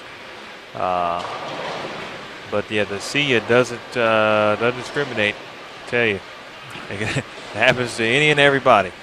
You get one right, and you're looking at 3 or 4 or 2. Well, we did see a 3 count, I believe, a couple minutes ago. With the dreaded 0. Oh, it was, yeah. Tarabek still fishing here. Looks like he went back to the bag. It looked like he pulled out the same ball he put back in there a minute ago. We will see. Working on a strike, a Brooklyn strike. See if you keep his angle a little straighter. He's a little straighter down lane on that one. Well, he's got a good look on 13 on the left lane. And the last time in that lane, he just got a little bit fast, I think, or maybe he leaked it out right and left it 2-5, and then, of course, chopped it. And the right lane seems to be an instant hook for him. So if he can figure out how the 2 lanes are different and make the move, no problem, right? If it was that easy. Yeah. I was just say he's dealing with some normal transition, but it's been now 6 games on this pair, 6.5 now. Lanes are just transition. Reiffer got a break there. Didn't like that one off his hand. It was in. And the shiny surface got it down lane a little bit. Fortunate not to leave the 4-9. Chozak rolls a 10-pin. So he's feeling it here in singles. We appreciate everybody joining us. Matt Cannizzaro and Emil Williams Jr. live from the Baton Rouge River Center. We are behind lanes 13 and 14 right now, watching our defending regular doubles champs. They will not repeat as doubles winners. They shot 1371 though. That is very respectable in their title defense. 1497 last year to take home the title. Gotta feel good about 1371, but now it's time for singles. They were talking earlier, who gets the doubles banner that's now hanging over the lanes on the high side of the house when this tournament is over. Of course, the easiest way is to win again. And of course, if you take home a singles title, you don't have to worry about sharing. Right now, our singles leader, Henry Teese III, 800 on the nose. He stepped up big on this stage. Needed 289 for 800. And he got it. That's a lot of pressure. Stepping up, first frame spare. Knowing you got to go to the wall. And he did it. He earned it. Been up there for quite a while. Of course, one other 800 this year, Matt McNeil, blasted him in doubles for 847. He's the doubles and all events leader. 1489 in doubles with Charles Vashaw. All events, 2202, slacking off this year. His lowest all events total in his last 3 years. Coming off at 2326 and a title in 2010. Third place last year, 2241. And 2202 here in 2012. It's a pretty solid number, Emil. Just had some close calls. But hard to say. So many great bowlers. There's a whole bunch of us. They're right in front of us right now. Tom Adcock, Jason Queen, Masters champ, Dave Armstrong. They're here taking notes, no doubt. You just never know. Or it could be the unknown. Or better yet, the well-known Emil Williams Jr. How about that? You have not bowled yet. It's still out there. Oh, man, what a guy. I think it's that well-known part. That's more funny. There's a lot of pressure when you're a famous face here at the Open Championships. People have expectations, but when you're the quiet average Joe, at least for that 1 year, you have the opportunity to make some noise. After that, everybody knows your name, so take advantage, Mr. Williams. First week of July. Yeah, that's me. I'm still the quiet. You can't be quiet and be the human fire and work. It doesn't work that way. Well, I mean, it doesn't mean on the lanes.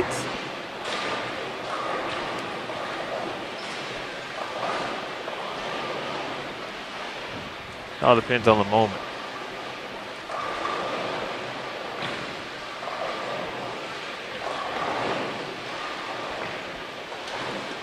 I did chat with Mr. McNeil earlier today, as a matter of fact. Just touching base. He already told me he didn't want to talk to me again until July, so all right. He did offer to give me some lessons next year, though. How about that? I think I might take him up on that. The inside scoop.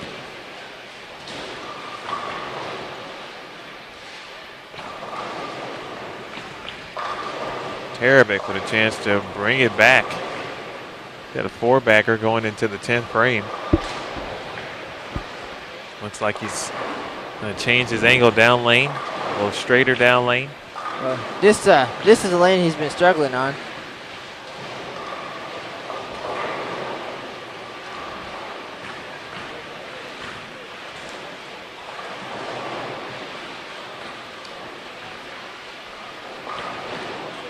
Trying to make it 5 in a row. He's been high on this lane. And Brooklyn once.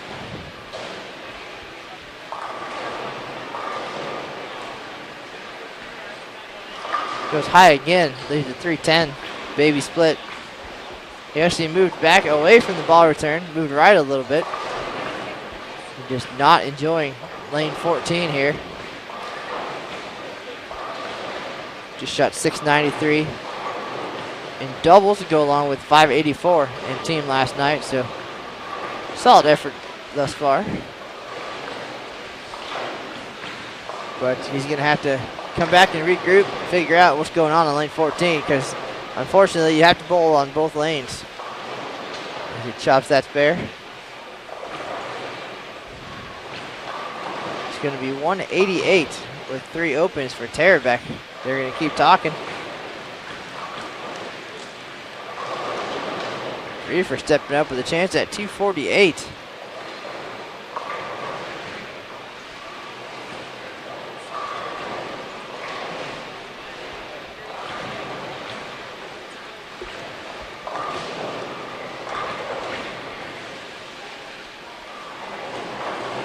He shot 678 in doubles, 613 in team.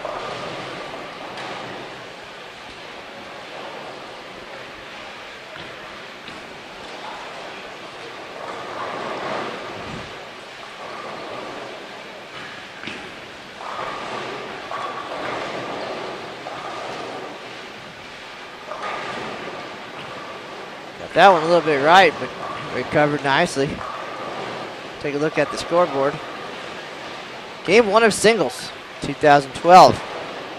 USBC Open Championships. Brandon Tarabek, Chad Reiffer, the 2011 regular doubles champs. They will not repeat, but 1371, their doubles effort, just outside the top 10. Now looking for singles success here on the tournament lanes. Reiffer working on a 3-bagger, possible 248.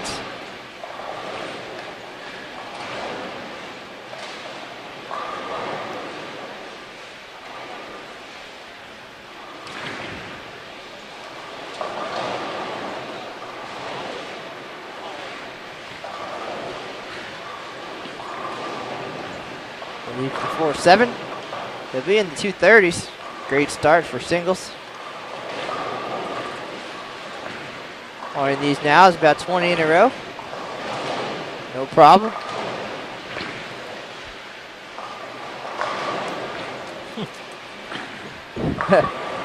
He's already guaranteed an interview, so it might as well really make it worth his while.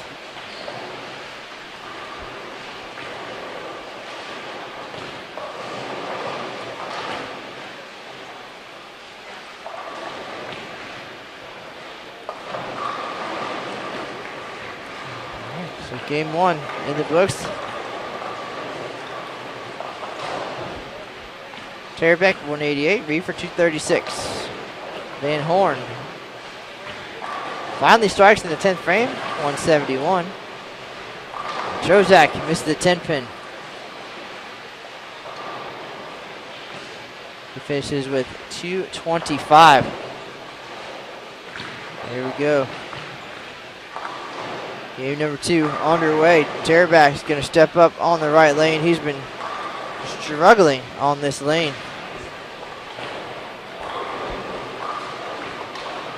Been higher at Brooklyn every shot. Emil, you're right-handed. You're a smart guy. What do you do here? Well, as he said prior to, his comfort zone is where he's at now. So I would think he would have no problem just hopping in front of the ball return. But, of course, he didn't throw a good shot right there. So when you're in this kind of zone right now, it's tough to get the swing loose because you feel like anything you do, if you throw it good, you don't get rewarded for it. So you start to get a little tense out there and start to try to make perfect shots instead of just doing your thing. Well, I can tell you when your expectations are high and people are watching, it's very easy to bull scared, to panic. And if I was him stepping up on the right lane, I might be a little bit scared. Has not thrown one good shot on the right lane. Left lane looks like he's pretty locked in. But and I just think he's just got to find at this point what he's comfortable with. And although he said what he's comfortable with, we know that. The right lane can be tricky sometime, of course, for right-handers, as most well know. Ball return becomes a factor. Do you want to get that far left? And most of the time you have to. If you need to switch balls, you got to do that. But, his option may be to move right at this case. It would be totally out of the question. Or right now, Reiffer has a great look. And Brandon trying to copy what Chad is doing right now. He did manage to throw a couple strikes on the right lane the last game. We're in that 4-bagger.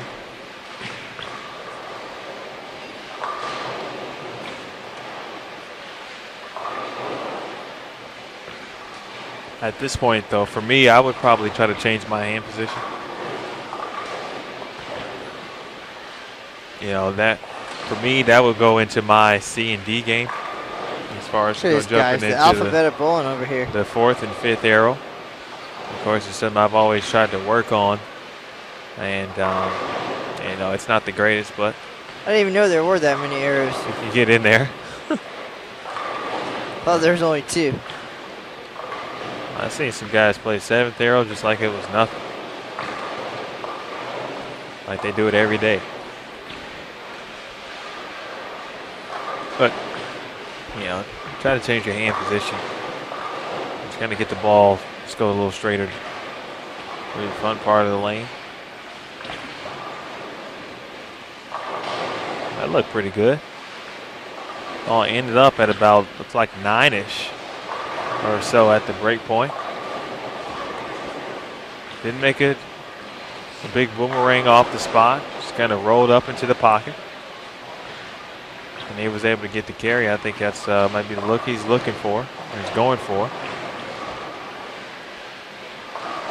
And you get so far in here, so you got to pay attention to your angles when the ball's coming in. Of course, you want to do that all the time, but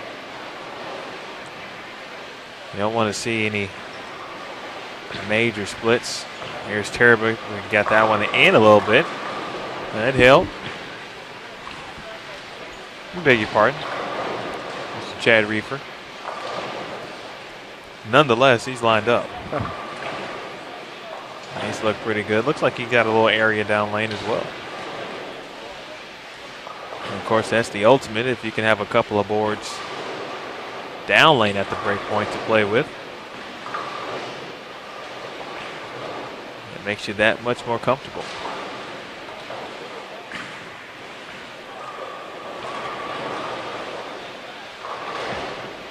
Wouldn't be surprised if Chad was able to put up a good number here.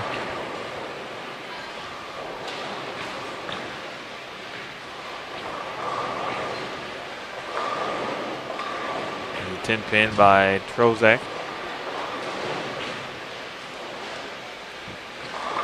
Now, we talked earlier about these guys and their backgrounds. Youth bowling, very strong in Michigan. College bowling. And of course, the PBA experience, opportunity to bowl on the conditions that you'd face on the PBA tour. And sport bowling helps you stay sharp, make good shots, focuses on spares. And the point I'm trying to make here, by the way, is taking advantage of all the opportunities out there in the sport of bowling. And for the up-and-comers, these guys were up-and-comers not long ago. They're still in their 20s. But for those high school kids looking to bowl in college and take the next step, we want to talk about the Combine. The high school collegiate Combine being held in Arlington, Texas at the International Training and Research Center. Deadline to enter is June 1st. So check out bowl.com for more information. Go out there against all of your peers and get measured up.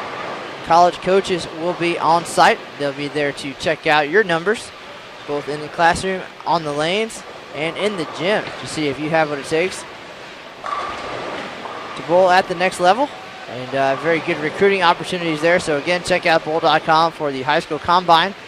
All kinds of information. Take advantage of the opportunities that we did not have. Did not have.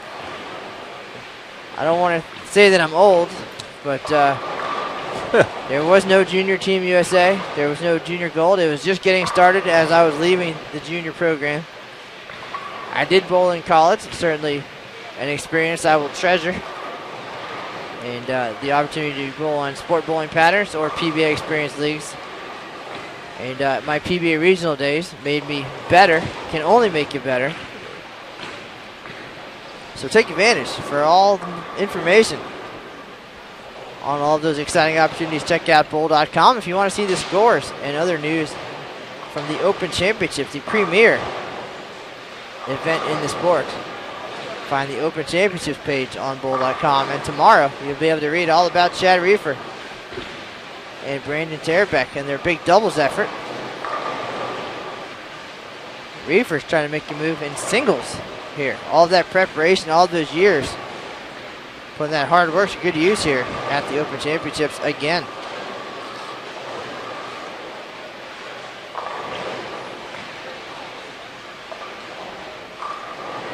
Tarabek flexing his muscles, a 3-bagger here in game 2. Started the singles with a 188. Be a little combination of ball change as well. I don't know what ball he's using, but And he got that ball about 2 boards left of his previous break points on the left lane. That one looked like it was about around 7 or 8-ish. And again, didn't roar back, but made the strong arc move to the pocket and got the carry. Meanwhile, here is Reiffer looking for a 4-bagger. Looks good. Well, you get some carry too.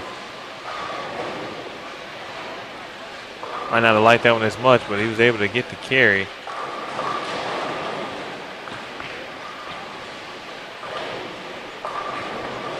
There's a trip forward from Thomas Trozak.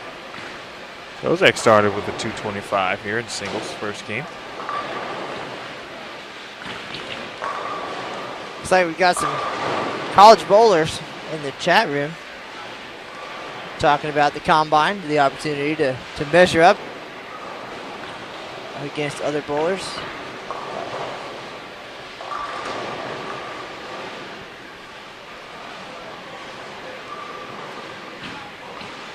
The facility in Arlington, one of a kind, not only the home of USBC, BPAA, is a hub of bowling activity. The International Bowling Campus, part of that, the International Training and Research Center, the home of Team USA. Every bowling ball you throw, every pin you hit, approved at the ITRC.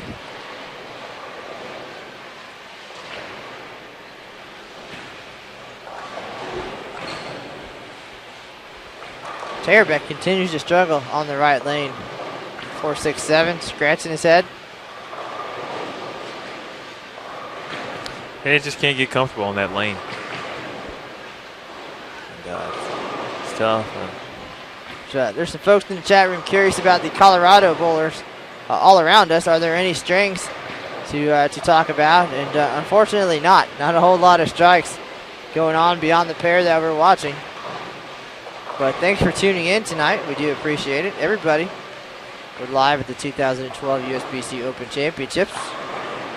The first of seemingly endless coverage from the tournament lanes this week. Tomorrow night, we'll be right back with you. Matt Canizar, Emil Williams Jr. We're going to check out our defending team champs, Turbo 2-in-1 Grips from Madison, Wisconsin.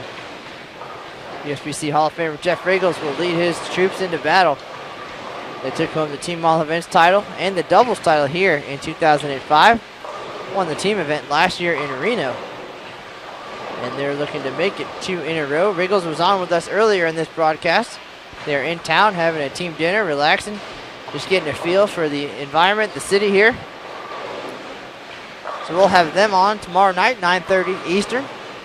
The championship watch presentation at Center Aisle. And then on Sunday, we'll be right back with you with some of the finest ladies in bowling. Liz Johnson usually bowls with Carol Norman, Donna Connors. See them Sunday at 3:30 Eastern. And then we're back with you next Wednesday. Armstrong Printing, led by Dave Armstrong, Doug Becker, Ronnie Horton. Armstrong here already right next to us. Horton will be here tomorrow night to join the action firsthand. Perhaps we'll have some of those guys on as Tarabek buries the A-pin. So a lot of great bowlers right in front of us. Again, Tom Adcock, Mike Peters, Scott Raines, 2005. Regular team champs looking to make it 2 in a row in Baton Rouge. They're joined this year by Jason Queen. Shake that off. Picking up the Masters champ for the Open Championships this year. So a lot of excitement. Tomorrow's team event also includes Steve Fair, Jeff Fair, 2006 team champs, 2007 team all events. So championship week here in Baton Rouge. Don't miss any of the action, but if you do, you can check out the archived broadcast of our live streams on Bowl TV, youtube.com/Bowl TV. If you can't join us live, or catch the recaps on bowl.com.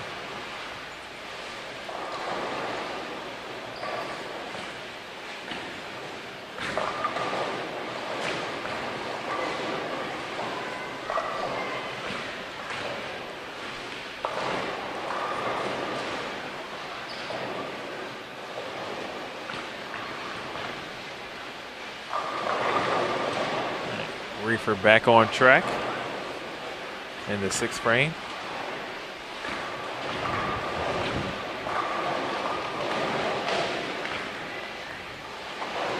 Rough go at it for Zach Van Horn. Says Aaron on the scoreboard. Likes to be called Zach, though. Goes by Zach.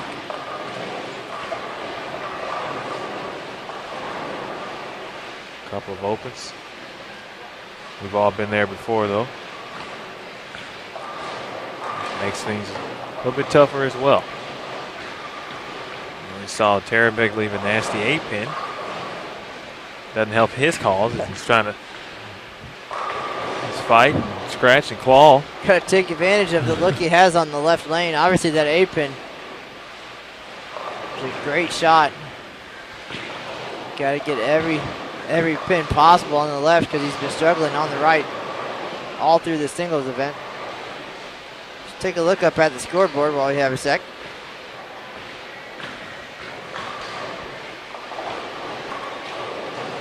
One of our favorite lane monitors checking in the chat room, Justin.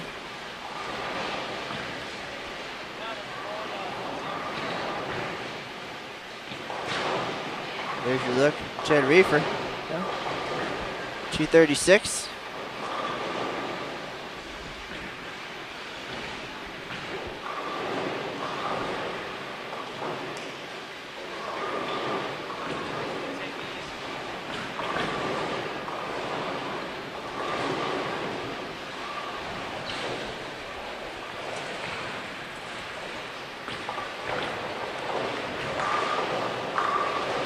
There's Tarabek. Stepping up on the right, struggling on this lane so far.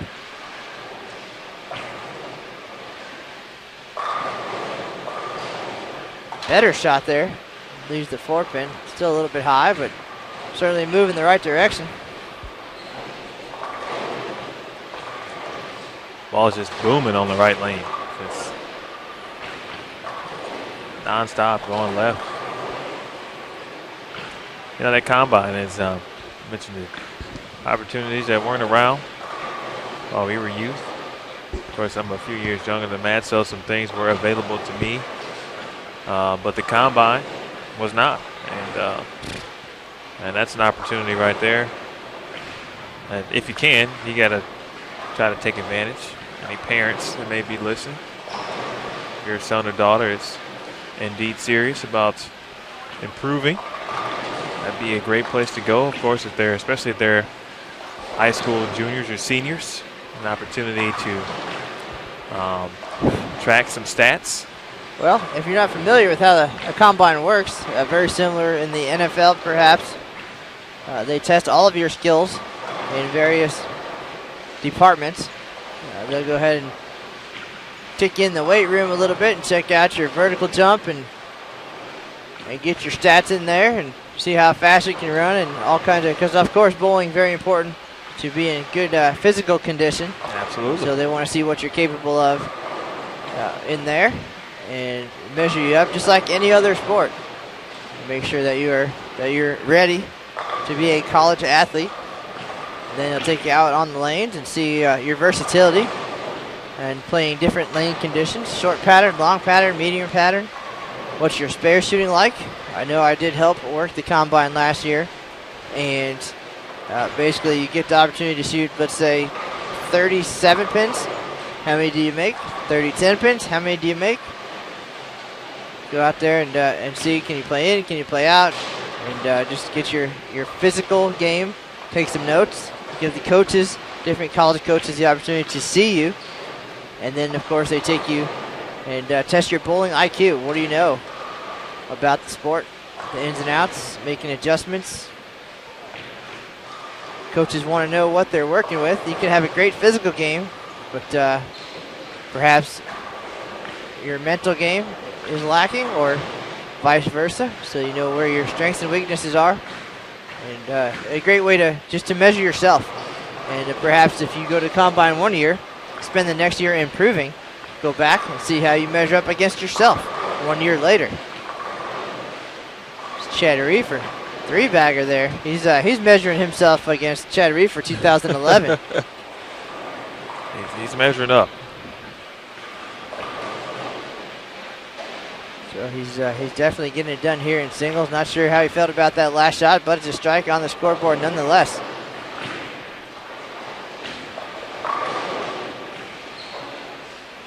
So Reiffer with a doubles title in 2011. Why not go for singles here in 2012? What the heck? Hey. So again, take advantage if you can. I'm very partial to the youth, as everybody should be. They are the future, especially of our sport. I want to point them and help them out in any way I can. Involved in some youth activities at home as well. Try to encourage constant and consistent improvement of our youth today.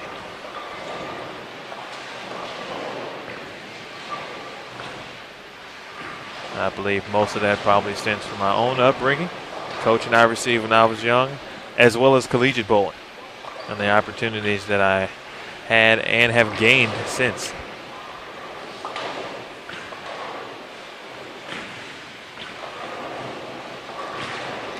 That's true. If it wasn't for collegiate bowling, you wouldn't be standing next to me right now. Would not be here. I know this wasn't your first choice in your initial email to USBC as far as your career path, but here we are. But how did that open the door for you? I guess if you can describe how you got here, because a lot of folks wondering. I mean, I didn't know anything about this event really, and then I knew the right people and opened my eyes to what this was all about.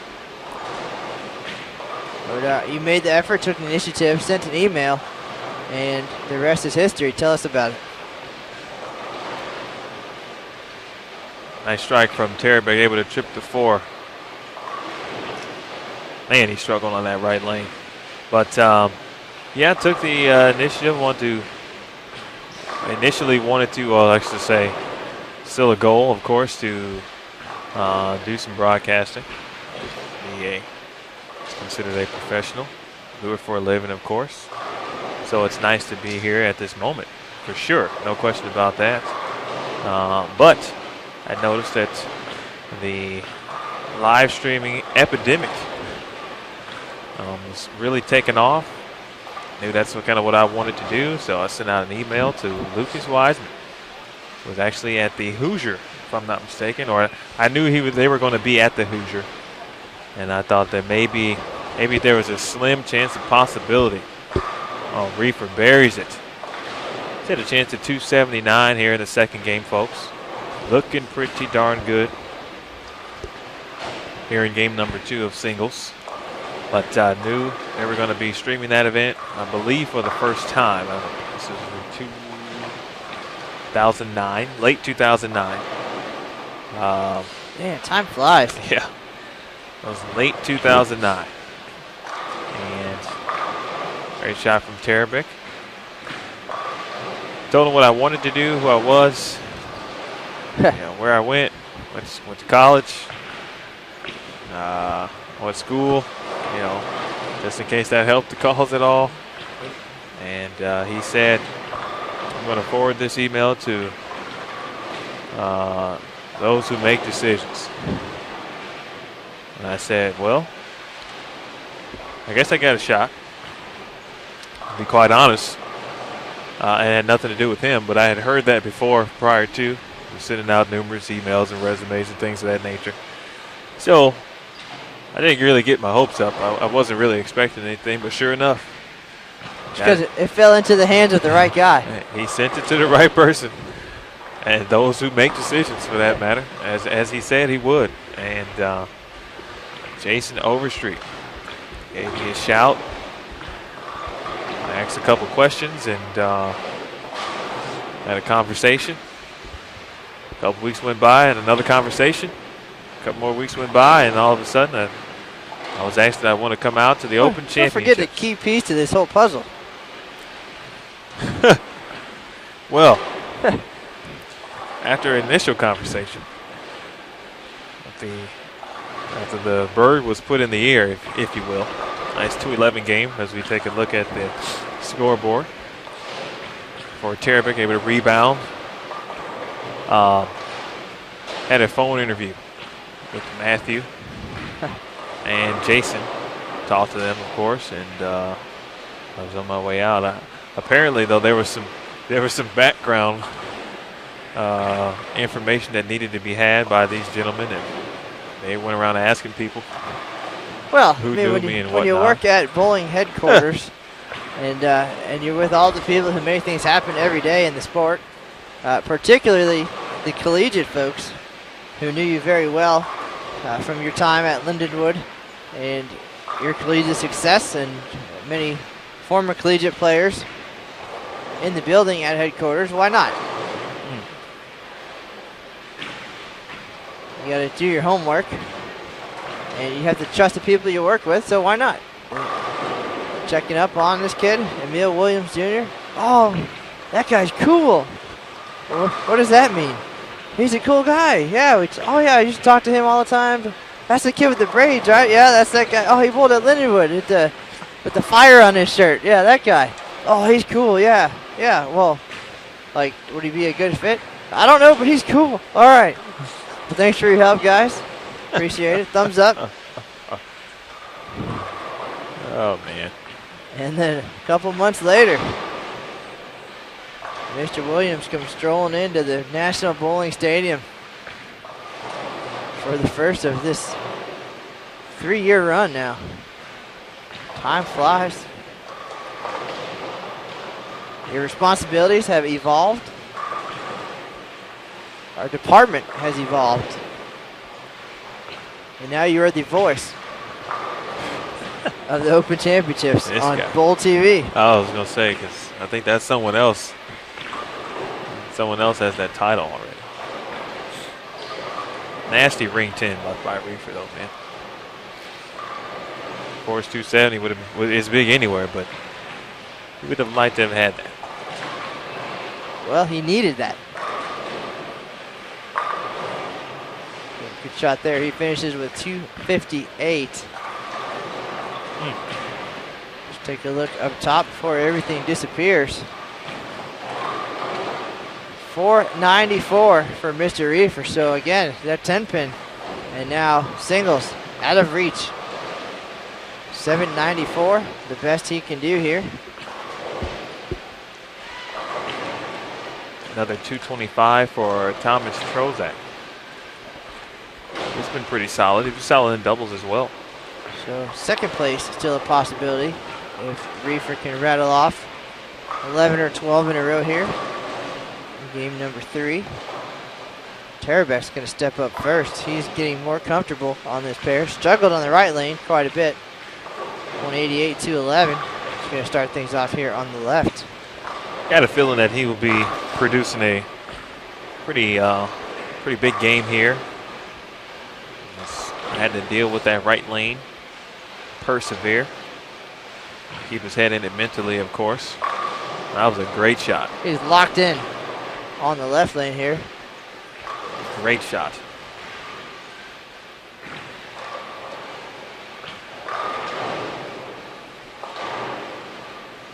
$11, $12 in a row. Yeah, that 11th one's tough, man.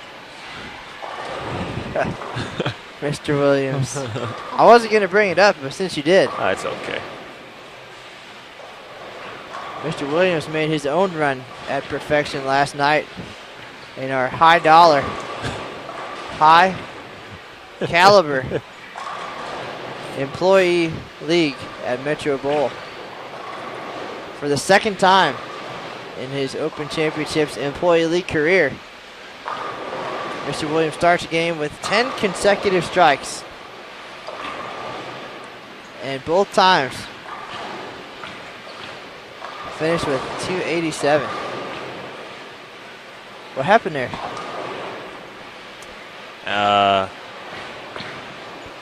Well, my tendency is to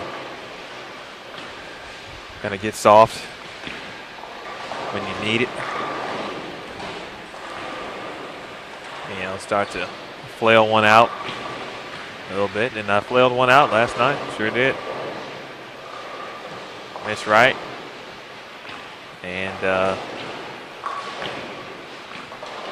sometimes you can miss right and, you know, get helped out, but not last night, of course. But hey, you live to bowl another day and try again. Well, I'm sure you're just saving it for here. Like, why waste it in the employee league? Get it done on the big stage. Get your picture on bowl.com.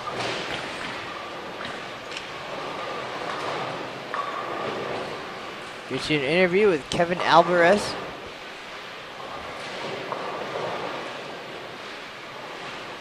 Tarabek's going to step up on the right lane. He struggled on this lane all through singles so far. This is game 3. Started with a strike on the left.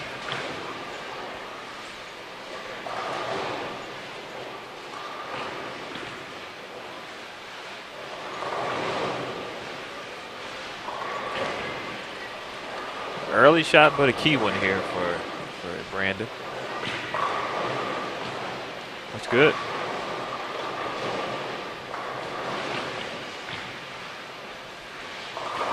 So it looked like that was a whole lot quicker getting down the lane than we've seen. Maybe that was the simple key. Just a little more ball speed. Throw it through that hook spot. Problem solved. Great shot. Reiffer now stepping up, looking for 2 in a row here.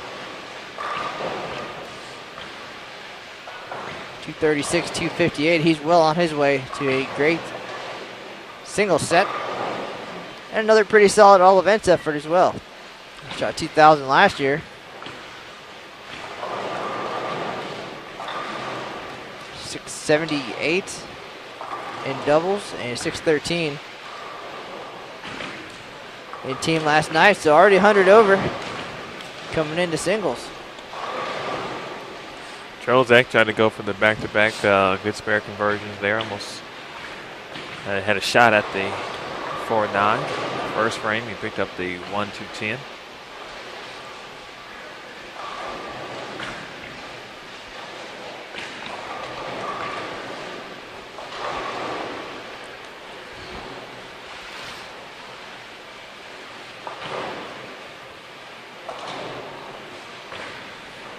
Eight-pin converted for Reiffer.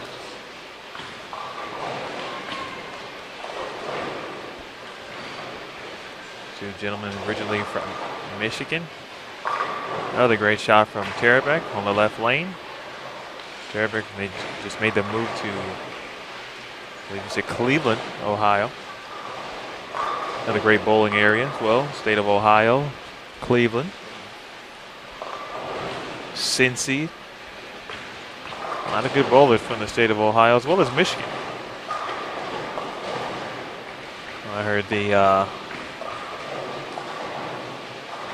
believe it was called the MJMA, Michigan Junior Masters Association, if I'm not mistaken. Speaking of which, tough. Langoff said he was going to come up here and chat with us, but I haven't seen him.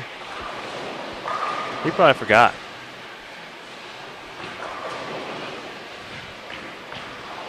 He'd be a fun guy to have. So Matt Langoff works in the Brunswick booth. Bowl juniors with these guys in Michigan. Was looking forward to them coming out here and said he'd stop by and chat for a minute just about all their deepest, darkest youth bowling secrets.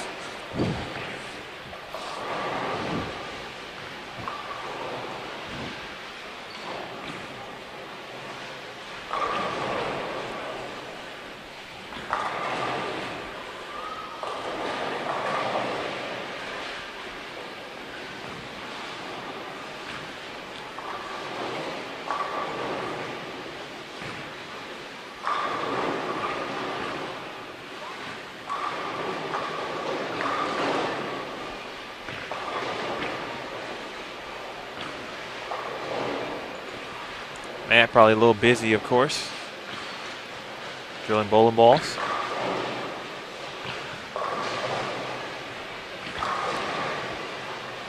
It's one of the things you had the opportunity to see. Make your trip out to the Open Championships. Several vendors, pro shops, an opportunity to browse, shop, chat with, and talk to Very knowledgeable people all around the venue. Speaking of knowledgeable people, great shot there from Tarabek. He's now lined up on both lanes. Looking pretty confident. Four-bagger here. Start game number 3. Let's test your knowledge. Let's talk a little bit about next year. We're obviously wrapping things up here in 2012 for Tarabek and Reiffer. But it's time for them to start making plans for 2013 to go back where it all started for them, their first title at the Open Championships Doubles 2011 in Reno at the National Bowling Stadium. If they were interested in bowling again next year, what can they do and what can they expect when they get to the 2013 tournament? Well, they could hop on to bowl.com if they haven't registered yet. Find the Open Tournament or Championships Tournament page. Click on Register. Register now or manage your teams depending on whether they've created one already. But there is, you can find all of the online registration information to register your team or teams as we a little drop ball action there. Heading into 2013 with the all-new registration process. All of that online. You can manage everything. No problem. Sign in, change your roster, make your payments, you name it. Pick your squad times immediately. All real time. You go in there, make your payment, and there you go. You choose from what's available. Pick your team event, pay for doubles and singles, pick your doubles and singles squad. And the schedule is changing for 2013. Back-to-back team events at 3 and 7 p.m. and only 3. Doubles and single squad 7 a.m., 11 a.m., and 10:30 p.m. Why is that? Because we're going to 6 on a pair instead of 4 and flipping. Change of pairs for doubles and singles. You'll have 6 on a pair and bowl all 6 games on the same pair of lanes. So, of course, that will require less doubles and single squads. So we'll cut back from 5 to 3, and that frees up a whole lot of time for fresh oil every single squad. So whether you're going team or doubles and singles, you will start on fresh oil. So look for that and so much more next year in Reno, Nevada, 2013. A great opportunity coming up. The Open and Women's Championships both in the same host city for the first time in history. The women will be across town at the Reno Sparks Convention Center. 40 lanes, I believe, is the number, possibly 44, built inside the convention center for the Women's Championships. And then we'll be across town at the National Bowling Stadium, so a great opportunity for families to travel and bowl together. Ladies can bowl both tournaments in one trip. And that, of course, opens up the door for all kinds of great side events, mixed doubles, and other possibilities. We'll be researching those in the coming months, getting things ready. A lot of changes at the National Bowling Stadium and the Open Championships. Stay tuned. More information, check at bowl.com. Well done. That was a mouthful. Got it out there. We have to mention there's new squad times. It's 3 doubles, single squads that you did mention. 7 a.m., 11 a.m., and 10:30 p.m. Your team squads will be 3 p.m. and 7 p.m. And in order to get ready to be the most prepared you possibly can be for the 2013 USBC Open Championships, again, we will have the return of the showcase lanes. Get your team together and practice before you hit the tournament lanes. We'll have more details on that in the near future. And, of course, the return of the VIP program. Program kicked off here in 2012 and it was a sellout. It didn't take long. More than 250 VIPs taking advantage of all of the great opportunities. That program will grow and change in 2013. Reserve your spot on bowl.com right now. Here's a couple of VIPs right now. Chad Reiffer and Brandon Tarabek, but they got there a little bit differently. They won a title in 2011. They got the special treatment here in Baton Rouge.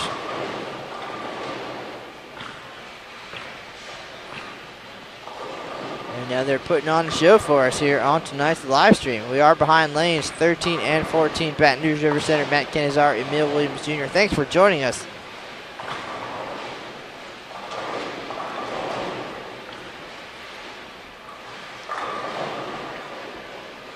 Tarabek on the right lane. Started this game with 4 in a row. And now it looks like it's going to be back-to-back 9 spares if he can pick this up. Great shot there. He struggled on that lane all through singles. Finally lined up, and the pin's just not cooperating. He shot 693 in doubles, 584 in team event last night. So, again, respectable performance. A lot of pressure, a lot of eyes on these guys. A lot of great bowlers in the house. Watching what they are capable of here, live and in person.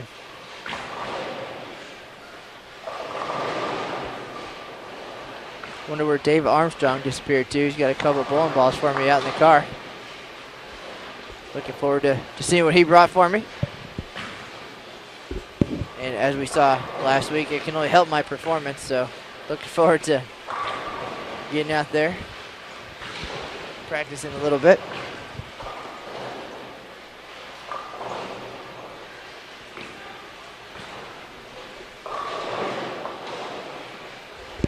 Emil, you still got 2 months before you take your shot at it. Are you taking notes right now as you watch Chad Reiffer? Yeah, I'm always taking notes. As tricky, you know, team is, it's, you know, you kind of have an idea of what you want to do, and hopefully you can execute. Doubles and singles, you know, you still really just don't kind of know. You have an idea, but, you know, everything will be different. Probably be different on the day that I bowl, of course, so you just try to take a couple mental notes, remember some things. If something comes up that may be similar to what you saw, know what to do in that situation.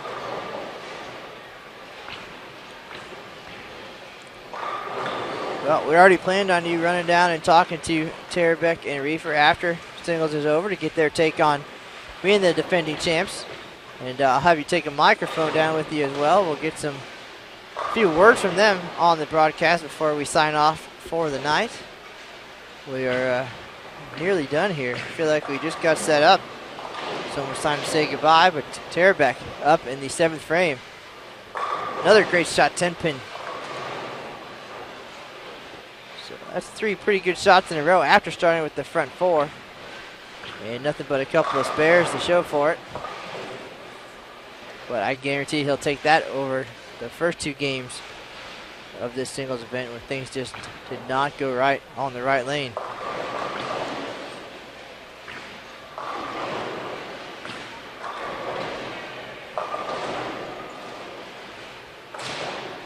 Ten-pin, no problem.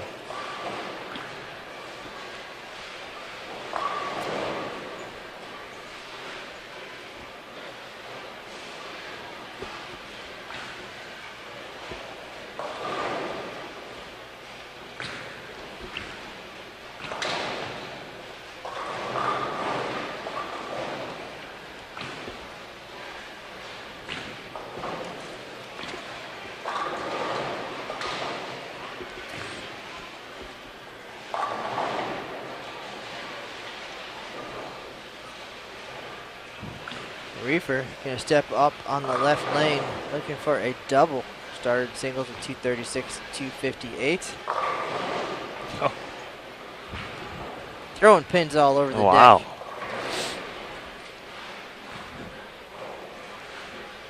I talked to Chad earlier. He wants to send a shout out to Grandma Harriet, celebrating a birthday today. Back in Michigan, I believe is where she is. The family was supposed to be checking in on the live stream. Grandma Harriet, happy birthday from Emil and I and everybody here at the USBC Open Championships. Hopefully you're proud of the show Chad put on today. Shooting 1371 in doubles, having a big singles effort here in Baton Rouge. Emil. Happy birthday. There you go. Hope it was a good celebration.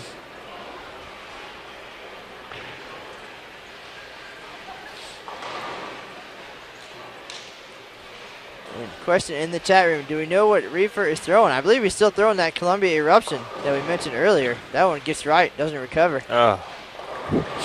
That's the see you later shot we were talking about earlier.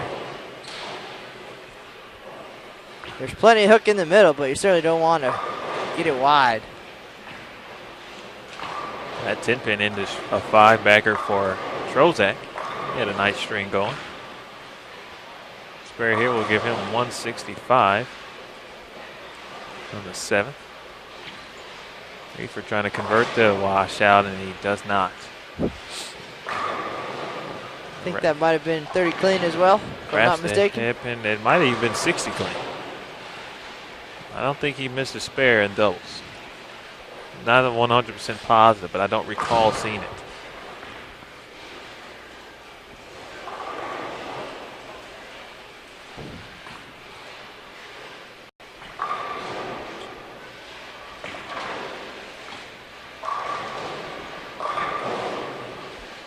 Tarabek going to step up for the 9th frame, working on a strike. He still got 250 out there.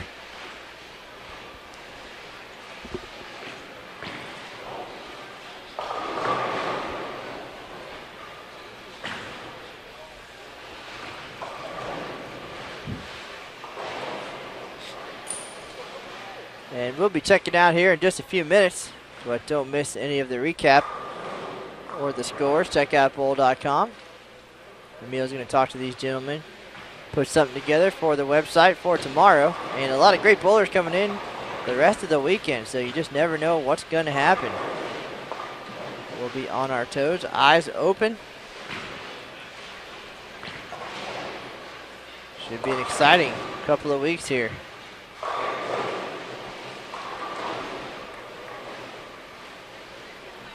Four gentlemen celebrated 50 years this week. Longevity week in the books. Now I think it's time to see some high scores here in Baton Rouge. Chad Reiffer looking for some high scores.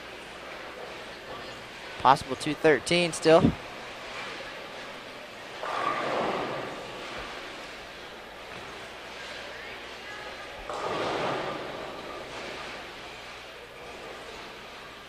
Nice break there. Just leaves the 2-pin.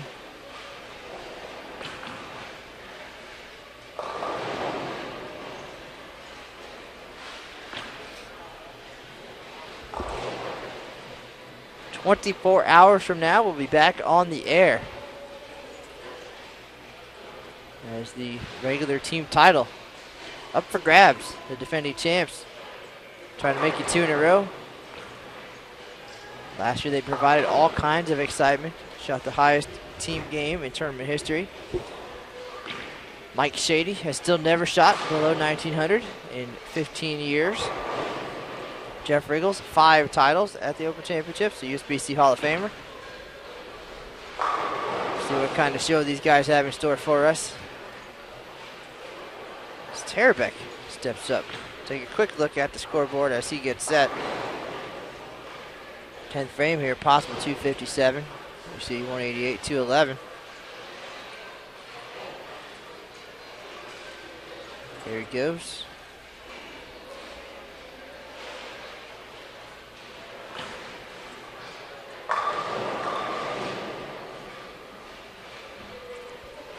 If I could read his mind right there on that shot, he's saying, where was that the first 2 games? Am I right? I would agree. That right lane was not very kind to him to start. Zach, he just got a little bit firmer, faster. All the difference in the world.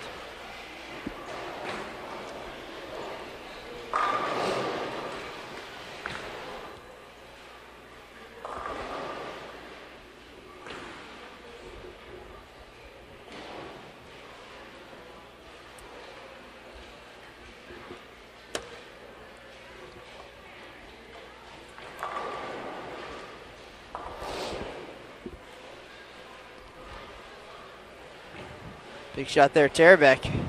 He's in the 250s. Shaking his head.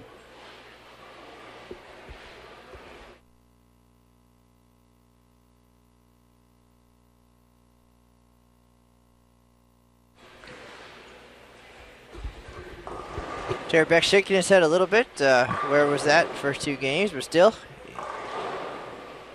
excellent single set here.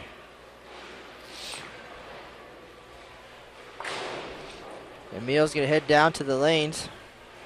Had the opportunity to talk to these gentlemen a little bit. Things are going to be quiet as we wait for the lanes to be oiled for the 8:30 team squad.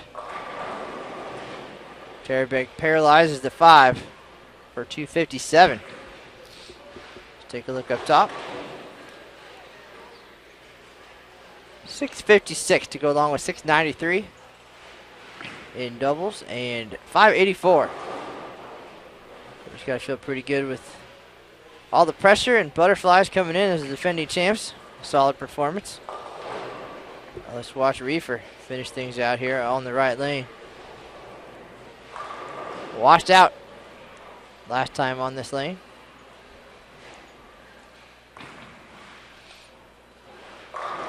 Great shot there.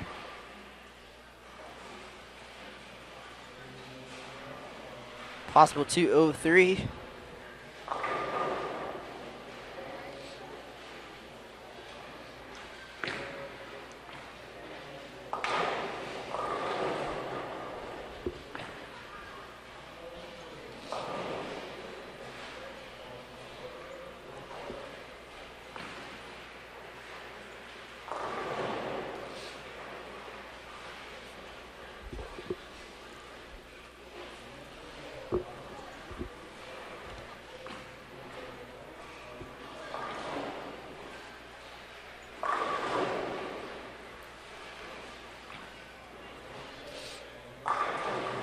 Reiffer like that one, leaves a 10 pin.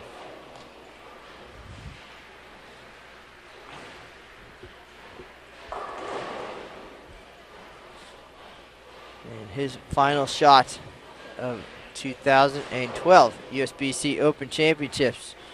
He's going to shoot at his 10 pin. No problem. Take a look at the scoreboard now. Everything's in the books. He shoots 687, 678 in doubles, and 613 in teams. So great year for these two gentlemen. 1371, their doubles efforts. Gotta be proud of that. They will not repeat. They are just outside of the top 10. Leading scorer right now, of course, Matt McNeil. Charles Vashaw, 1489. That's a big number. And Emil is down on the lanes. These guys get packed up.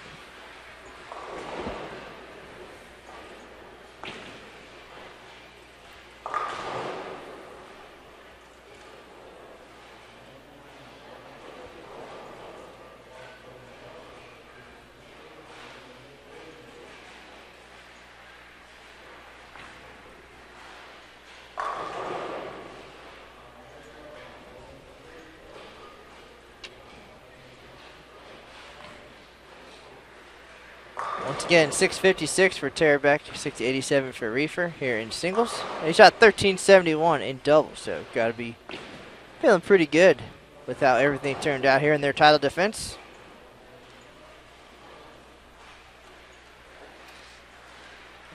Emil down on the lanes, getting ready to talk to these gentlemen as soon as they pack things up.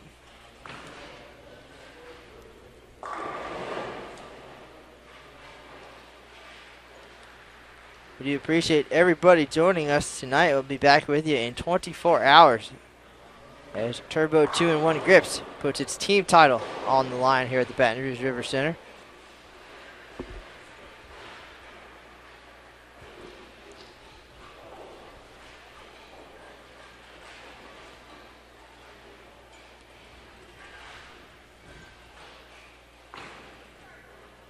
All right, Emil is down on the lanes with these gentlemen. Let's hear what they have to say. Lane machine there. But first of all, congrats, guys, both Brandon and Chad. And Chad, we'll start with you. Just give me an understanding of everybody out there. What was the feeling like coming out, as the defending champs? How were those first couple of shots for you? There were a lot of nerves to get out of the way. I mean, the whole parade out, the whole celebration and everything. I mean, everything that the staff has done here at Baton Rouge was spectacular, but there's a lot of nerves and a lot of butterflies that go through the system. And after we got that first game out of the way in team, we kind of settled in. And then when we got back out here in doubles, I mean, we just tried to go at it and have fun, and we made some good shots. We put up a good score. I mean, we're not at all unhappy with how we did. feel like 1371's a very good score. What was the key for you in doubles? And then piggybacking off what Brandon was doing. Well, I went in with a plan to try to stay a little further right and to try to stay a little bit more firm with my ball speed, and just right away, right in practice, never got comfortable with it.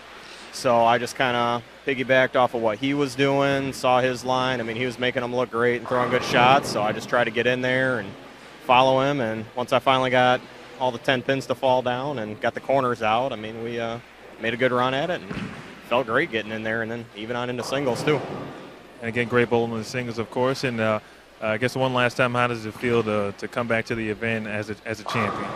It's a feeling you can't really describe. I mean, it's been more excitement and just more pride, more honor this whole week than what I could ever imagine. I mean, the staff here has been awesome in walking us through everything, and big thanks to Matt and to you, and just everything has been fantastic. I'd love to do it again sometime. All right, well, I'm gonna hold you to that. All right, Brandon. It's the same thing as we talked about, Chad.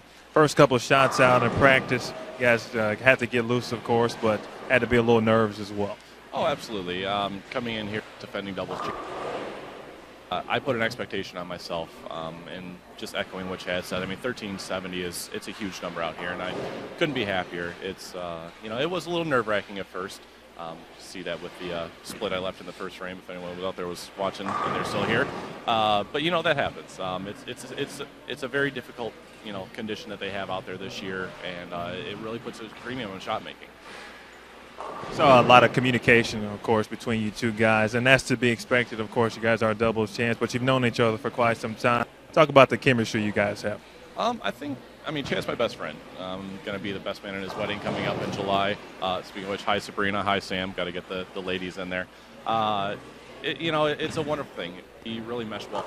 We're open to hearing what each other says, but we both trust that each other's going to do what they feel is in their best interest. So while we can offer guidance, we know that they're going to do what they need to do. Between Chad and I, that we're gonna make the right decisions. And how does it feel to come back as a champ, be forever a champion here at the event? That's something very, very special. It's still coming back here. You get the feelings of last year, and the nerves. Like I said, there's a little bit more expectation that I placed on myself this year, coming out here as a champion.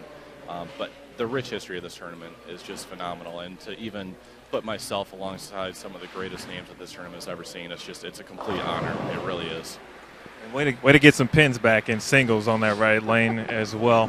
One last question: who gets the banner? I think we're going to work out a custody arrangement on the banner. We'll split time with it. I'll take it for a few months. He'll take it for a few months, and we'll just split it up and show it off everywhere. You okay with that? Oh, yeah, that's fine. All right, Matt. Defending doubles champs. They're not taking the lead this time, but forever they are the 2011 regular doubles champs. Back to you, sir. All right, thank you, Emil Williams Jr. on the lanes here at the Baton Rouge River Center. That's going to do it for tonight. Our defending doubles champs, a very good effort, and a lot of great bowlers in the building watching and waiting tonight for their chance at the Open Championships. Tomorrow night, we'll be back with you, 9:30 Eastern, 8:30 Central.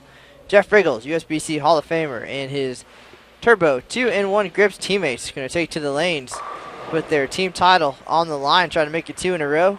And 2 in a row in Baton Rouge. They took home the team all events and regular doubles titles in 2005. Let's see if they can continue their success here in Baton Rouge. Until then, for Emil Williams Jr., this is Matt Canizaro from the Baton Rouge River Center. That's the news for now, and we will see you on the lanes.